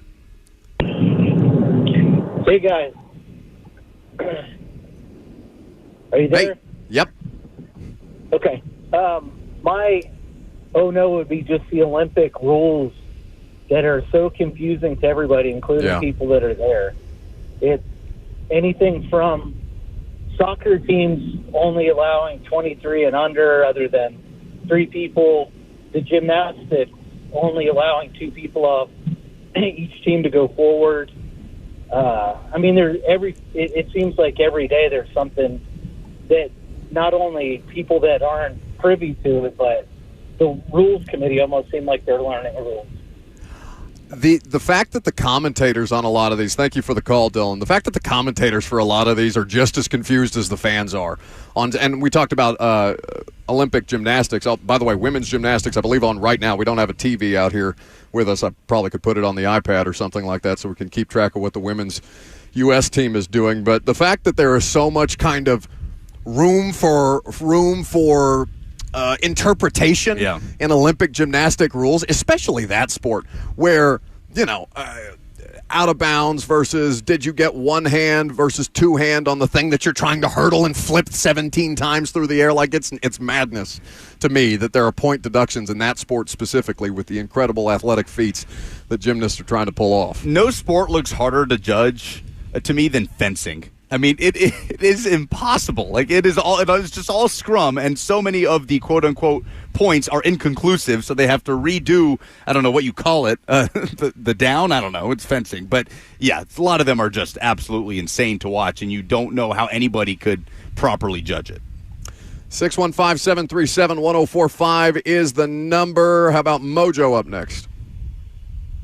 Hey guys, how's it going? It's going good. All right, so my oh no moment is from the godfather of oh no's, Jerry Jones. Oh. He's at it again. I think he's in court over an oh no right now, as a matter of fact. Yep. I mean, the biggest deal is, where's Jimmy Johnson? I thought Jimmy Johnson was on the staff to be a mute for Jerry Jones when he starts running his mouth. He needs to literally follow this guy around, and when he gets ready to say something, put his hand over his mouth. I mean, he's out there talking about CeeDee Lamb and he's happy or who's there, being Dak, who's not. He's causing division in his own locker room. And I'm watching this guy talk, and I'm like, oh, no, the king of oh no's is doing another oh no moment. So mine has to be Jerry Jones. Can we get Jimmy Johnson? Can somebody call Jimmy Johnson and tell him to please put his hand over his mouth? Jerry Jones. Well, can we hear it? Jerry Jones might be my daddy, y'all. Yeah, that's typically the case in a lot of these situations. In fact, on an ongoing legal proceeding right now, has Jerry ever helped contract negotiations for the Dallas Cowboys with public comments? Ever once? I don't know. It's he kind of talked himself in circles when he's being asked about Dak Prescott. Is he better than Jordan Love, who just got one of the biggest deals in NFL history for any player, much less a quarterback? And he's doing tongue twisters, talking with the media. But what we are seeing is the price some teams pay of, I will say, drafting elite players, one after the other, after the other, after the other, because here you are having to pay Dak Prescott and CeeDee Lamb and Micah Parsons, all three of whom want top of the market money. Sure. What other team has that? Three players that could legitimately command that. I can't name one. I mean, maybe the 49ers. I guess Brandon Ayuk wants top of the market wide receiver money. Yeah, but they've he's already not paid McCaffrey. realistically going to get it. Sure. I don't know where Kittle ranks relative to tight ends, or maybe Trent Williams, who's going to get a new left tackle deal because is his holdout ongoing? Is he holding in? Is he holding out? What's the status of Trent Williams? Perhaps we'll do headlines later in the week. Coming up next, the final hour, 615-737-1045. If you want to join the conversation, you'll hear from Titans head coach Brian Callahan. I'm Buck Rising. It's 104.5 The Zone.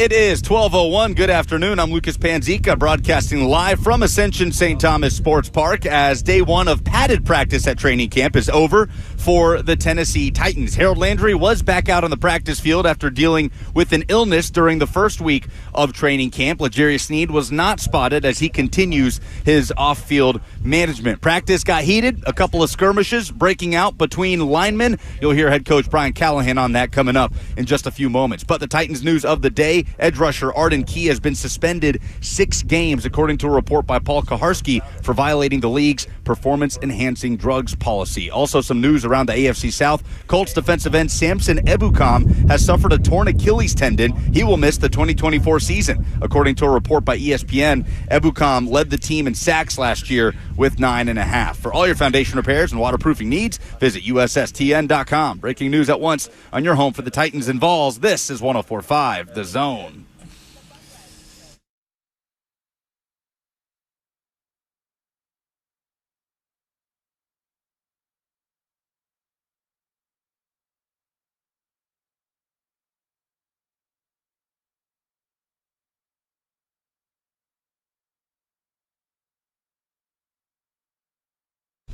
All right. Do we think the final hour is going to be a little less eventful than the first two have been today? Welcome in. We're happy to have you. We're hanging out with you until 1 o'clock. We'll turn things over to Blaine Bishop after the fact. 615-737-1045 is the number. Titans training camp. For the first one in full pads has concluded. The noise you may hear in the background beyond Kirby scribbling down his 5 camp observations is lawnmowers, which lets you know that we're still out here on the practice field. The aesthetic, it's just a hum in the back of my head for the rest of time now, the lawnmowers. I think we should recreate Jeff coming up to the table with choice words for you with Bert. With Bert? And Bert plays the role of Jeff, yes. Except you're not talking to Jeff, you're talking to Bert. Well, what would Bert... I mean, I've said plenty of nasty things. I've said way nastier things about Bert on the internet than I have about Jeff. That's what I'm saying. Bert would actually have a case. Jeff, I think, is, it's a little sensitive and a little emotional, and it's hot out here, and he just came off a fully padded practice. So those things are to be expected. Like I said, we will deal with it like grown-ups later on, and that's my story, and I'm sticking to it. 615-737-1045 is the number. If you have any calls, comments, concerns, questions, we'd be happy to answer them throughout the course of the show, what remains of it.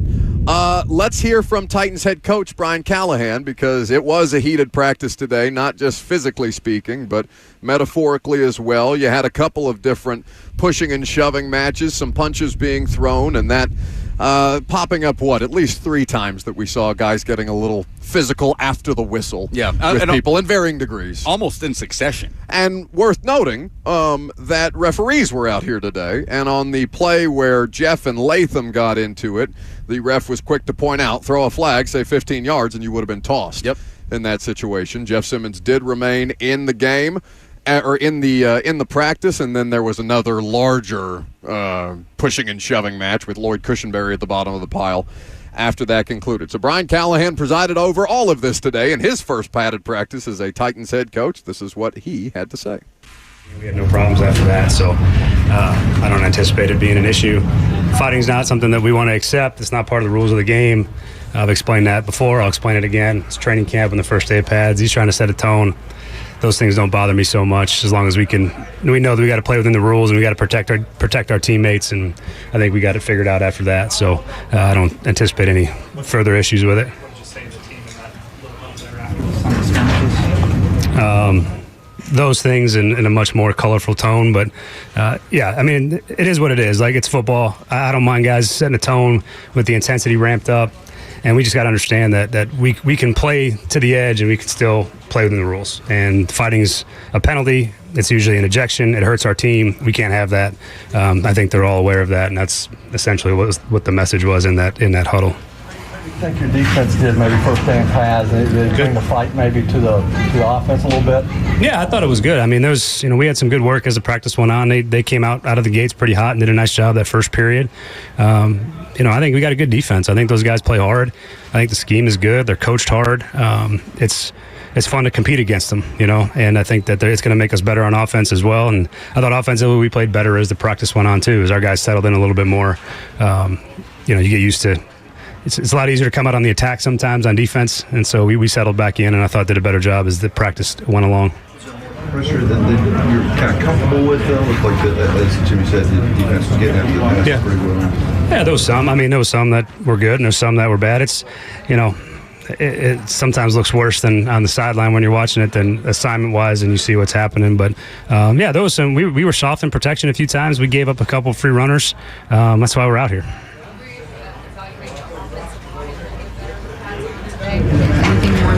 Yeah, when I watch the tape, I can give you more information tomorrow once I see it all. But, yeah, it'll be good. Be good film to watch and be good to evaluate them. How do you like the way a guy like Kenneth Murray, seems to come alive even more when you put these pads on? I mean, that's why we liked him. He looks the part. He plays physical. He's a downhill player. And then when the pads come on him, you feel the physicalness. You feel his ability to run and hit. He's had a really nice start to camp, and he's everything I thought he would be from having played against him before. And I think this scheme suits him and suits his skill set well. So I think you're going to continue to see him, I think, grow. He's communicating a lot. He's kind of the traffic cop, pre-snap and everything. Is that something you guys kind of expected, or is that a pleasant surprise? I think we expected it to some degree. I mean, you never know because we don't know him when we signed him in free agency and got to know him over the course of OTAs, and now he's taking on that leadership role and doing a really nice job. He's dialed into the defense and how to communicate it, and so that part's been, I wouldn't say a surprise, but it's been good to see. Like Matthew Jackson help himself getting 2 picks today in the first padded practice. Yeah, he had a nice day. It's good to see guys that are fighting for jobs and fighting for roster spots, taking advantage of opportunities. And he's one of those guys. He's trying to find a niche and find a role. And the more production you have on the ball, the harder it is to ignore guys like that. And so when they make plays and have production, you kind of want to see him to do more. And so you get opportunities to continue to play and get more chances to make more plays. And so it's good to see guys like him step up.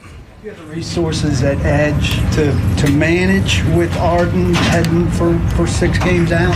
Yeah, I mean, I'm aware of the news. It's a league thing. I don't really have much to comment on until that comes out from the league. But, yeah, we'll see. I don't know. It's not something that you wanted to hear.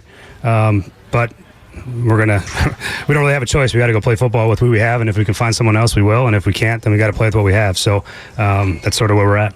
Do you feel like Harold Landry just coming back today? I know you said he lost a little weight. Looks like he didn't tend to be here. No, he looked great. He looked great. He's coming off an illness, and when your weight drops, it increases your chances for potential injuries, particularly soft tissue. And so we just make sure he was back to his normal playing weight and back out here. He looked like the Harold that I've played against before, and it was good to see him out there.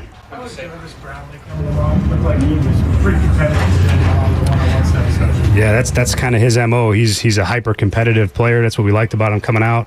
And he's got the skill set to be competitive, and he's going to get plenty of chances with L'Jarius being managed and Cheeto being out to show what he's all about. And so far, I've liked that part of his game. He's an aggressive-minded player, and as he gets the techniques down and feels more comfortable in the scheme, I think it'll be fun to watch him grow over the course of the next few weeks. You say maybe go out and get another edge. Is that something this time of year that you can be involved in, or is that something that you kind of trust Rand and the staff to go out with you guys? We're involved in all of it together. They do all the legwork on that stuff. They do the evaluations, and they're aware of the markets and who's available. So they do all that, and then we'll have a conversation about with me and Denard, or on offense if it's an offensive player, where they fit and what we'd use them for, and if it's a fit for us. And so they do the legwork, and we have conversations about it. So it's still pretty back and forth.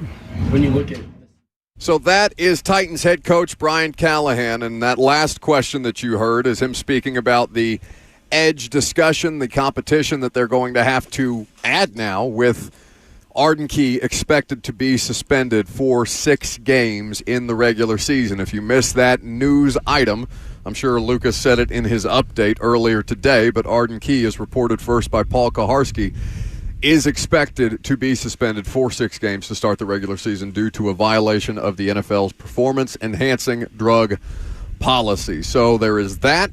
Arden, who was going to be a starter, and the thing that I'm curious to know is, one, does Arden get out in front of it the way that Danico did? Because Danico's doing it preemptively, understanding that there's a news dump coming on Friday at 3 p.m., 4 p.m., when, after the talk shows and all the people like us have concluded for the day, and you have to let it sit over the weekend until Monday before you can really dive into it. Autry got out there in front of it. The question that I want to know is why, other than to fight the optics battle, and he's alleging that there was fault on the side of a pharmacy, essentially. Will Arden take the same tactic? Will he let the suspension come out and then make a statement? Obviously, I would not expect him to be made available to the media anytime soon, though they do have it set up where it's staggered, right? Today it was more controlled media availability with individual players selected to talk. There are days when we'll be able to talk to guys coming off the practice field, and will Arden be, out there and available to speak on a day when it's just a free-for-all, like it was on Saturday. That's the last time Arden talked prior to the news of the suspension being out there. So why don't we take a look at the names on the veteran edge rush market? I would also like to bring back to the forefront my theory on Harold Landry's birthday present. Do you remember that? No. Well, I'll remind you what you should have gotten Harold Landry back when his birthday was, I think a couple of months ago, and why it has to do with the Titans' edge rush depth. Easy for me to say. I'm Buck Rising. It's 104.5 The Zone.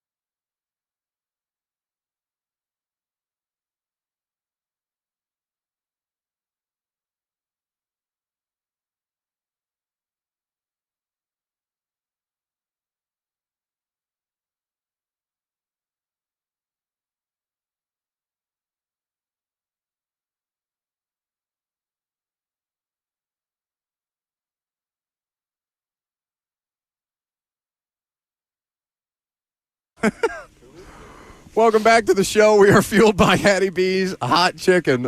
So we're going to play you Roger McCreary sit down with us. And when we agreed to do that, I forgot that Jeff Simmons started the Roger McCreary interview off with us. So, Jackson, is that part in it? Is it FCC safe to air? It is now. Okay, very good. Well, we will doctoring. Well, it's not doctoring. It's just, hey, at what point do you choose to have the events resume? But there's plenty of documentation on the internet for those who are interested in what happened earlier in the show. I'm sure it'll be in the podcast. It'll be a great time had by all, except for Jeff and I when we talk about that later. But in the meantime, let's quickly discuss the edge rushers that are available out on the market before we hear from Roger McCreary. Looking at SpotTrack.com and the free agent list that is currently out there, there are a couple of players who you would know by name but may not be at the height of their game at this point. And I come back to, after scrolling through it a little bit, Lucas, I come back to the idea of them trading for the Patriots edge rusher Judon. I don't know what the draft capital would look like, and I think that there's a lot of different hurdles that would have to be overcome. It's also a fair amount of salary that they would have to take on. If I'm not mistaken, he's in the final year of his deal. But as I scroll through the available free agents off the edge right now, Carl Lawson, who's missed a significant amount of time, didn't play all of last year dealing with injury. Now, Brian Callahan knows Carl Lawson. He was a Bengal before he was a Jet, got a big contract from the Jets afterwards. Yannick Ngakoue is still out there. Guys who have dealt with injury. Tyus Bowser. Bert, should the Titans be interested in Tyus Bowser, Ravens legend? So Denard didn't exactly get to coach Tyus last year. He did not play. I don't if I have the correct correlation is he was on the NFI where the Ravens would not activate him off of it. So Tyus was not coached by anyone that was on the Ravens last year. He was on the list all year, but a very effective player. I mean, if you look at his sack numbers, I think the highest he's ever had is 8.5, but a very multiple linebacker, someone who can cover in space, someone who can rush the passer, someone you feel comfortable putting on the edge to set it in a run play. He's kind of a do-it-all Swiss Army knife pass rusher. He wasn't somebody that, he's going to really pin his ears back all the time. But when he was healthy, he could do all of those things. We have not seen that in a year. So at this point, Tyus Bowser, I would imagine, would be pretty cheap. And you would think that there would be other coaches who are in new landing spots, Mike McDonald, Anthony Weaver with the Miami, who both needed pass rush help. If they needed someone, they would have called Tyus Bowser. So I wonder if there's a lingering medical issue with that, if there was a coaching dispute, if something went wrong. But all that to say, he's a fine player. But just put it in the context of when you're getting that player in the offseason. I haven't heard either him. Shadows. Oh, God. That was loud. That's an awesome name. Tyus Bowser. Yeah. A good name. But he seems like he's in the Carl Lawson category of injury, kept him out of football for basically a year, and now, I mean, maybe you go the cost-effective route, right? Maybe you do with edge what you've done with safety, which is, Jamal Adams is dirt cheap. We can sign him and find a use for him, provided his body holds up. Well, all three of those guys, Bowser, Yannick Ngakoue, another name near the top of this list, and Carl Lawson, are all under 30 and all coming off big injuries that ended their season last year. So, again, I don't know if they would be willing to give up future capital. I don't know if the juice is worth the squeeze there. But if we're going to talk about training camp cast-offs, essentially, when rosters get trimmed and guys start to become available, shouldn't we also be talking about guys who are in expiring contract situations, who are proven commodities, who are... I mean, he also did not play a lot of football last year due to injury. I believe 3 games is all he appeared in for the Patriots, and their season was for naught anyway. Yeah. But I think that Judon is the best available option of guys that are out there, and they've gone best available at receiver. They've gone best available at center, at corner, via trade and via free agency. If you're going to have this situation with Arden, would it not be better to get yourself a mercenary type of 1-year or expiring contract like Matt Judon, unless he wants an extension on the other side and you're hesitant about that, because then I would understand. There is a little bit of NFL news as the Hall of Fame game kicks off a week from Thursday. Or no, this week. It's this Thursday. Hall of Fame game is in 2 days, and you officially have no reason to watch it because Caleb Williams will not be playing, and the Bears will not be playing any starters. He said he wanted to play. Yes, he will not be playing, according to Matt Eberflus. The only reason to watch that game is to watch the new kickoff. For the first time. Truly. In the NFL. I will be turning it off the second after the new kickoff is. I think I'll watch. I'll watch a few plays. Yeah, I'll watch Tyson Bagent sling it around. It will be the 5th or 6th Tyson Bagent series that I finally say, "What are you doing, you idiot? Turn this slop off." Because God bless Coach Mack, he charts every one of those games, especially for a week 1 opponent like the Bears that will be on TV before anybody else in this situation. So, if we need details on what happened in the Hall of Fame game, Mack will be on Friday, and we can get the best of that. Now, you asked me during the commercial break, speaking of players and availability and things of the like, who we're getting tomorrow on the radio show. I really would like to talk to Jeff Simmons on the radio show. Sure. I really would like to. I mean, this whole situation. Now, let me say this first. I would like to have a conversation with Jeff first. Yes. I would like to have a transparent, honest, off-the-record conversation with Jeff, and then have the discussion on the air if he's willing. If this can be like a true football situation and we can collectively turn the page, because everybody has issues with criticism and commentary, and social media is very, very much out there, and it's tough to remove yourself from that sometimes, and it's tough to distinguish between what is fair and what I think is fair analysis and criticism versus the rest of the stuff that you see out there. So I would love to talk to Jeff Simmons. I don't know if they're going to do that. I'm working on trying to get in front of him first before we can work that out on the radio show, if he's willing. And I don't want, I would only want, because I would want to ask him, hey, do you want to do this? Because if you do, we'll have you. If you don't, I'm not going to push you. Like, that's not what I'm interested in. And, it was only because he came over here and wanted to talk about something that I offered him the opportunity to sit down, even though Roger McCreary is sitting. I don't know who's funnier in that video. It's a great sport. You sitting, smiling, thinking that this was finally going to be my demise and you were going to get to take the radio show, or Roger McCreary sitting there looking at his phone, waiting for Jeff and I to quit jawing at one another so we could start the interview. It's a great feeling for me to stop having to worry about plotting your demise, because Jeffrey Simmons can do it. Giant 6'4", whatever I don't have my wants to be at 310 for every game this season. Jeffrey Simmons is going to do it for me. It's a huge relief for me. It's good to know that you can outsource your debauchery. Anyway, so speaking of Roger McCreary was sitting down with us in the middle of all that, and he was a good soldier throughout. We talked to the Titans. What is this, heading into year 3 for Roger McCreary, the nickel corner, and he had a lot of interesting feedback on the work that the defense got today. How was the day of practice? First padded practice out here for you guys, getting into it, getting heated, obviously, and obviously the weather ramped up as well. Oh, it was great. First full pad, that's the time we bring out all our energy, your true self, really, and I feel like on both ends, it was great. It was just a different energy out here, especially in front of our fans. So for you guys right now, what's been kind of the balance, understanding that there's a different situation with how, for example, L'Jarius's reps are managed and Cheeto missing some time right now. How do you guys kind of work as many dudes into the mix to make sure that you're staying balanced, staying sharp? Yeah, I feel like it's part of the game. I feel like if one of your guys are down, the next man is up. And I feel like our younger guys and the guys who like the backup, I feel like they're doing good because they taking advantage of their opportunity. They're getting more reps. We know guys like Cheeto and Sneed, they know the game. They're vets. They know how it's going to come and how the game goes. In this situation now, it's just all about getting everybody reps and everybody the opportunity to play. So for you, who's kind of stood out with those increased reps? Because obviously you're holding down the nickel, and that's been a role that you've been comfortable with. I know you got some versatility to your game, but that's where the bulk of the work has been. And for the guys on the depth chart or who are fighting for roster spots out here, who's kind of stood out to you? Yeah, I ain't gonna lie, that's a lot of them. I say a lot of these guys are making plays out there. Guys like Gabe, I feel like he stepped up big, and guys like on Jarvis, that guy, he playing nickel and corner. I feel like he's doing good. I'm trying to plant that seed in him, learn the plays and how the game goes, and I feel like he's doing good. And, I got other guys like Robert. He made some plays out here today. And Eric, them guys, really everybody, the young guy that came in and stepped up, I feel like they made good plays out here today. And that's what the game is all about, is just stepping up and improving every day. Well, you guys you're a younger group despite having been together for quite some time. Between you and Amani, I always forget that Amani's only, 26, 27? He's been here. He's one of the second longest tenured guys after Harold and Jeff.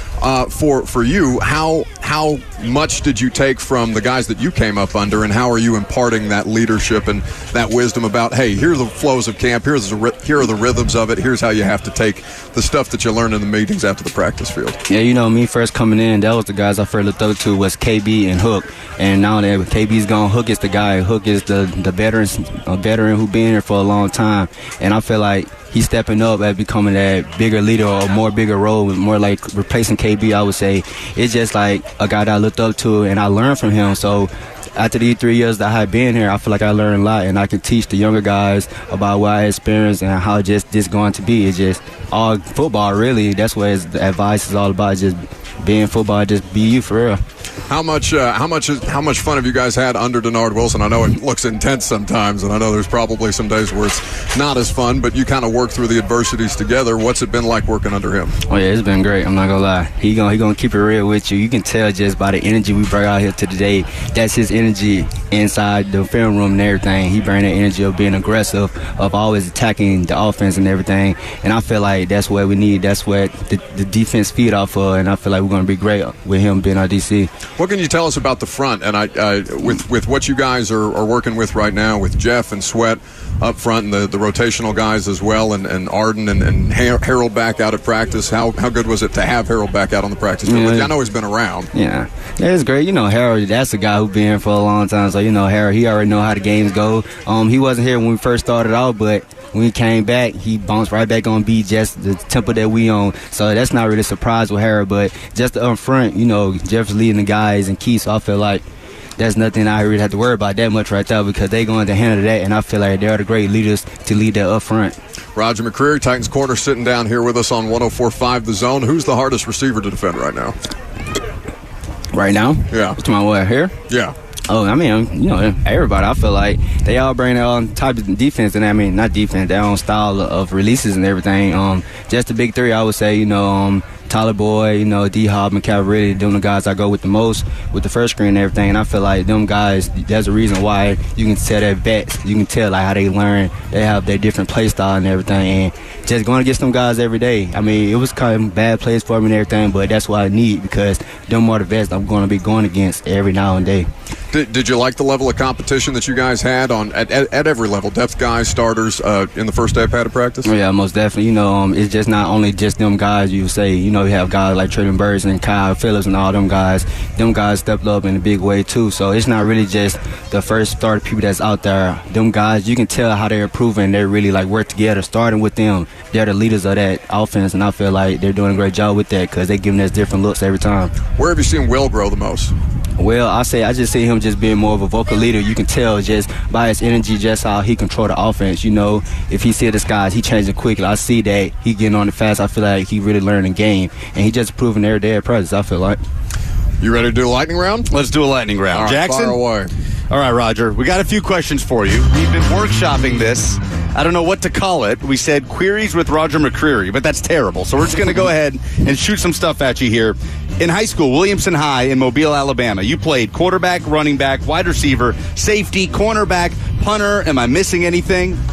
No, that's all. That's it. If you could slide into any individual drills outside of corner out here at training camp, what's the first one you would jog over to? He's a receiver. Wide receiver? Right, yes. I scored a lot in high school. I feel like I still got a little juice in me. I could do a little something. Latham's out here lobbying for screen passes and stuff like that. You talk to Callahan at all? Oh, nah, he gonna feel my vibe. He gonna feel it. He gonna be like, I need to put him in receiver. Just watch. Team speed, baby. All right, Madden ratings are coming out. They're starting to trickle out across the league. Have you checked yours yet? Do you know what it is? Tell you the truth, I haven't. I'm not gonna lie. What would you guess your Madden rating is going into year 3 as a pro?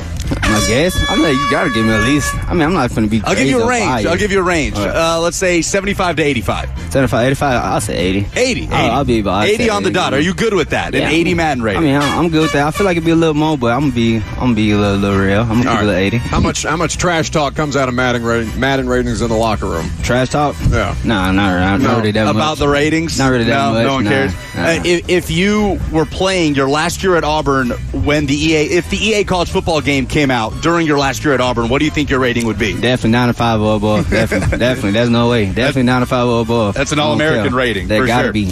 All right, last one.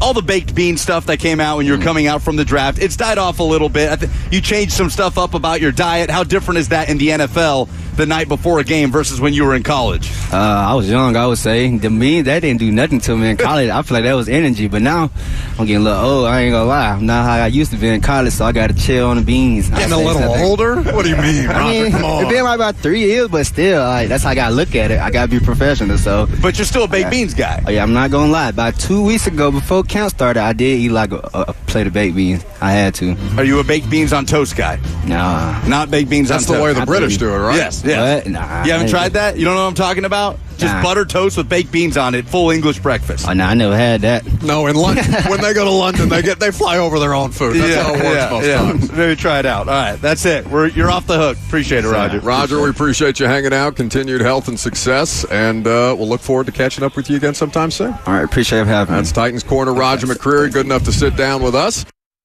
So that was our conversation with Roger McCreary earlier today. We will continue to do Titans training camp interviews throughout the course of it. We'll be back out here tomorrow. Friday will be a closed session. Saturday they will have work on the field. 615-737-1045 is the number if you want to join the conversation.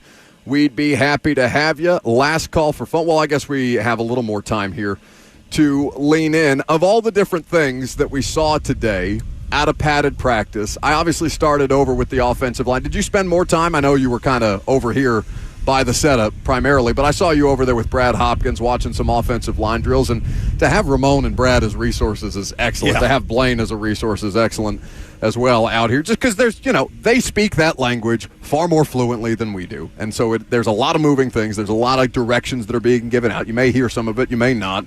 And for Brad and Ramon and Blaine to pick it up almost instantaneously and then to walk you through it is an invaluable resource. Watching them today work in pads and primarily work in second-level stuff, team blocking. I mentioned that Radens, I saw him take snaps, or reps rather, at right tackle for the first time today, where he'd be primarily working at guard, and they have to continue to churn their options, right, until NPF comes back. What did you learn anything specific from the first padded practice beyond what we saw in team and 7-on-7? Well, it is fascinating watching offensive line individual stuff with Brad Hopkins because he's pointing out certain faults when a coach is making someone redo a drill. B-Hop is pointing out why and talking about what's a zone blocking drill, what's not.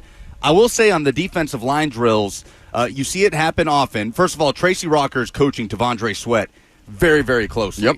And you'll see it happen sometimes on multiple occasions at a practice where just basic reps, individual stuff, like the first 30 minutes of practice, way before they start getting out and doing team stuff, that Tavondre Sweat will do a rep and Rocker will have him come back and do it again.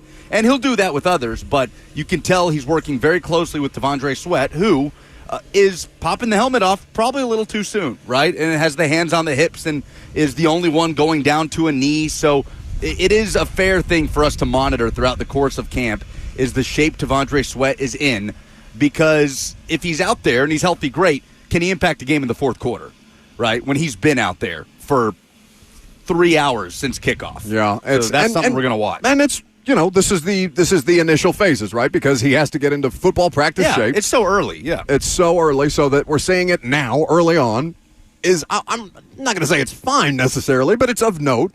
And then if it continues, kind of like Traylon Burks and the asthma, right? Before they would tell us that it was an asthma. Think about how much easier that training camp broadcast or that training camp year of shows would have been if we just knew that Traylon Burks had asthma instead of being in some kind of, just physical condition that we weren't able to articulate and that they wouldn't tell us about until Rob Moore just said it in passing, and not that big a deal. It's okay. Football players have asthma. But for Sweat, it is something worth continuing to monitor and to see if he improves upon, because they are going to need him to be a 3-down player or as close to a 3-down player as humanly possible. And there is no question that the two of them, Jeff and Sweat on the inside, and it doesn't just have to be Jeff on the inside. They were moving him around on a Saturday in the Nissan Stadium practice in that defense. We talked about how Danico Autry, I'm not saying that Jeff is going to do what Autry did, which is basically practice with the outside linebackers, but Jeff can do some of that stuff. Jeff can be out on the end, and if you're having a problem setting the edge, we'll put Jeff out there. That'll set the edge real quick. Last call for phone calls. If you got them, 615-737-1045. We will get Kirby Allen Kirby's 5 things he learned at training camp practice today. There may even be a bonus submission from what I hear. How about that for a radio tease? I'm Buck Rising. It's 104.5 The Zone.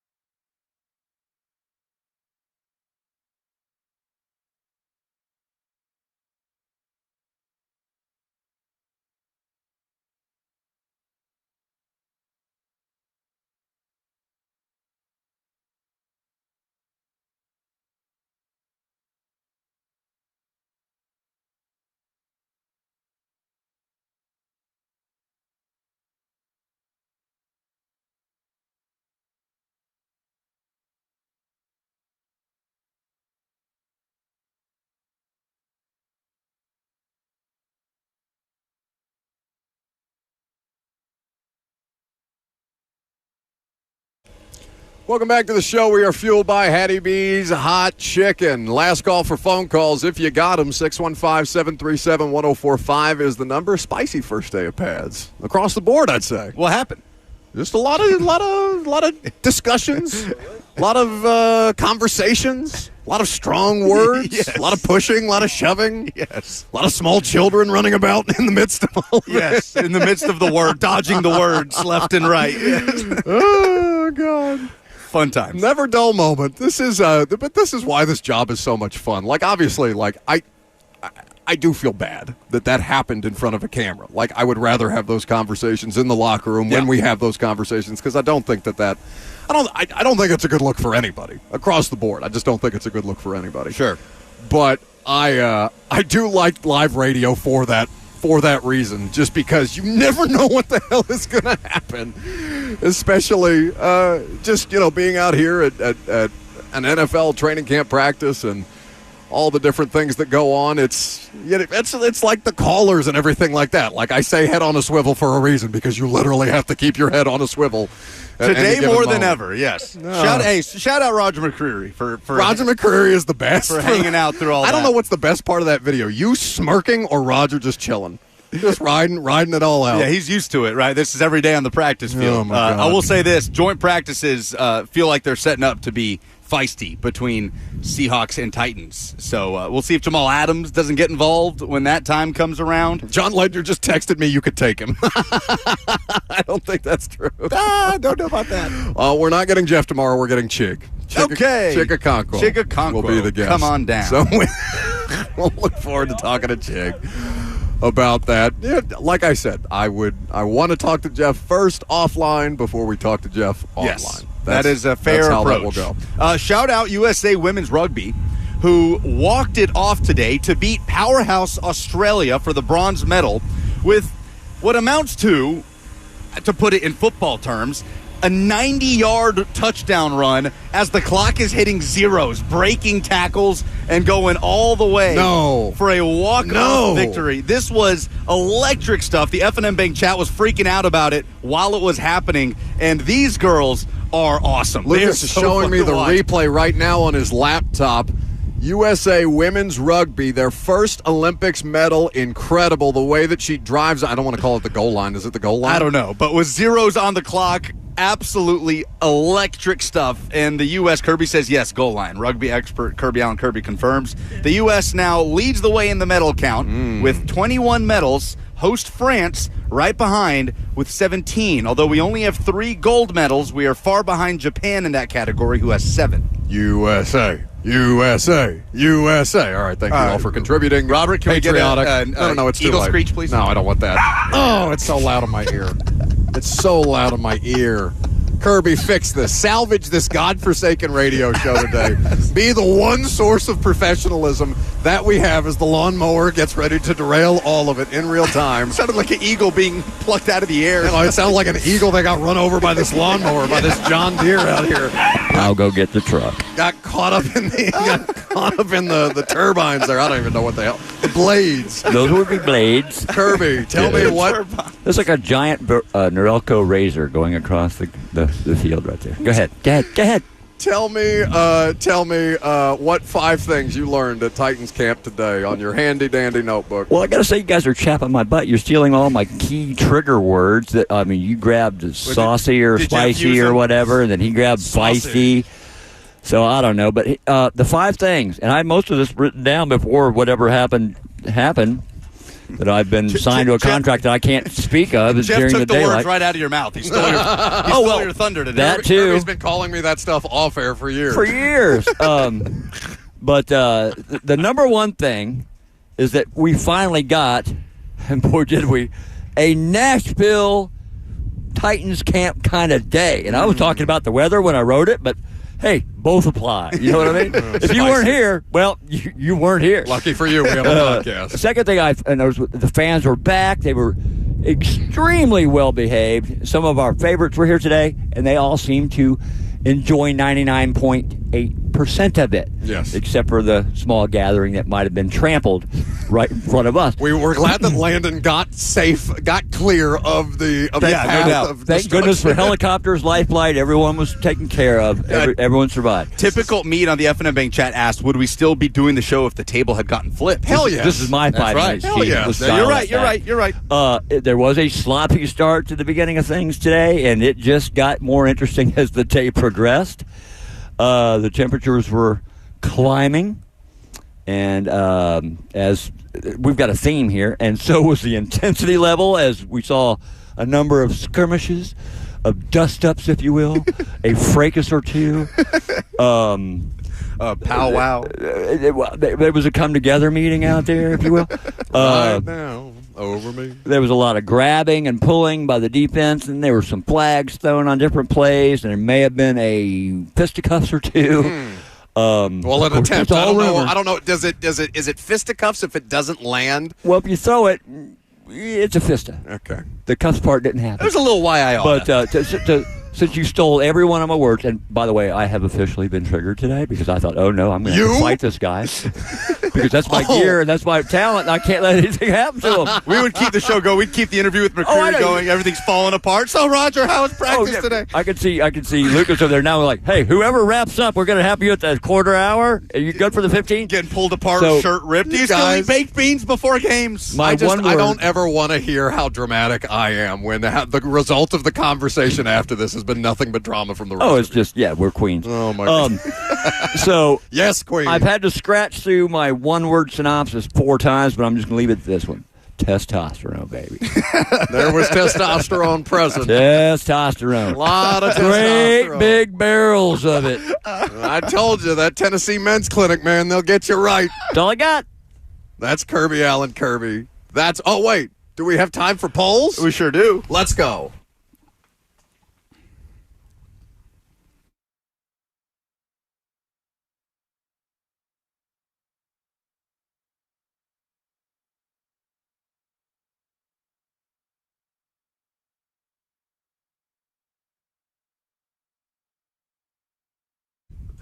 The polls are presented by Two Rivers Ford, the South's most trusted Ford dealer. What in sports made you say, oh no, this weekend? Basically, every reply is either Big Jeff yelling at Buck or Arden Key being suspended for 6 games. Well, it's, again, important versus interesting. The Jeff thing is interesting. The Arden thing is important. Is cornerback the best? It's quite a Vrabalism by you. Important versus interesting. It's a Ron Rivera that he stole. Vrabel took that from Rivera. Yeah. Is cornerback the best position group on the Titans roster? 67% say yes. Eldon says it's the best because it's the deepest. Wide receiver comes close, though. Yeah, wide receiver is a fascinating roster competition. But, you know, how the return game factors into the wide receiver competition is also going to be a fascination for us in the next couple of weeks and in the preseason games. What is the most interesting depth position battle on this roster? RB3, cornerback 4, QB2, returners, or Big Jeff versus Buck? 100% of the audience say Big Jeff versus Buck. 100%? No, not really. I didn't include We've that. never had 100%. We tweeted the polls before the show. Cornerback 4 is the winner at 44%. That was all in the 10 a.m. hour. That's right. What the hell? A lot happened. Yeah. Don't miss a moment out here at training camp. Very busy. 28% say QB2, so that comes in second for most interesting depth position battle. Only 10% are going with RB3. 18% say the returners. The returners are my more interesting one because it has ripple effects on a couple of different positions. And what Titans offensive line and defensive line matchups are you most looking forward to in practice? Damon says seeing if Sadiq Charles could hold up against Simmons, Sweat, and the rest of the interior defenders. I wish we got Sweat versus Latham. It's not something we'd really get with Sweat being inside, Latham at left tackle, but just an Oklahoma drill with those two would be fun to watch. I mean, listen, they put Vita Vea outside on Andre Dillard last year. That was more a Dillard thing than it was a Vita Vea thing, but it's not like it's untenable. They could try it. Those are the polls. Excellent. That's the show. It was a fun one. Check out the podcast. Chika Conquo is the radio show guest tomorrow. We'll be back out there. Maybe more sparks will fly, both on the field and off. I'm Buck Rising. It's 104.5 The Zone. Get away from me with that game.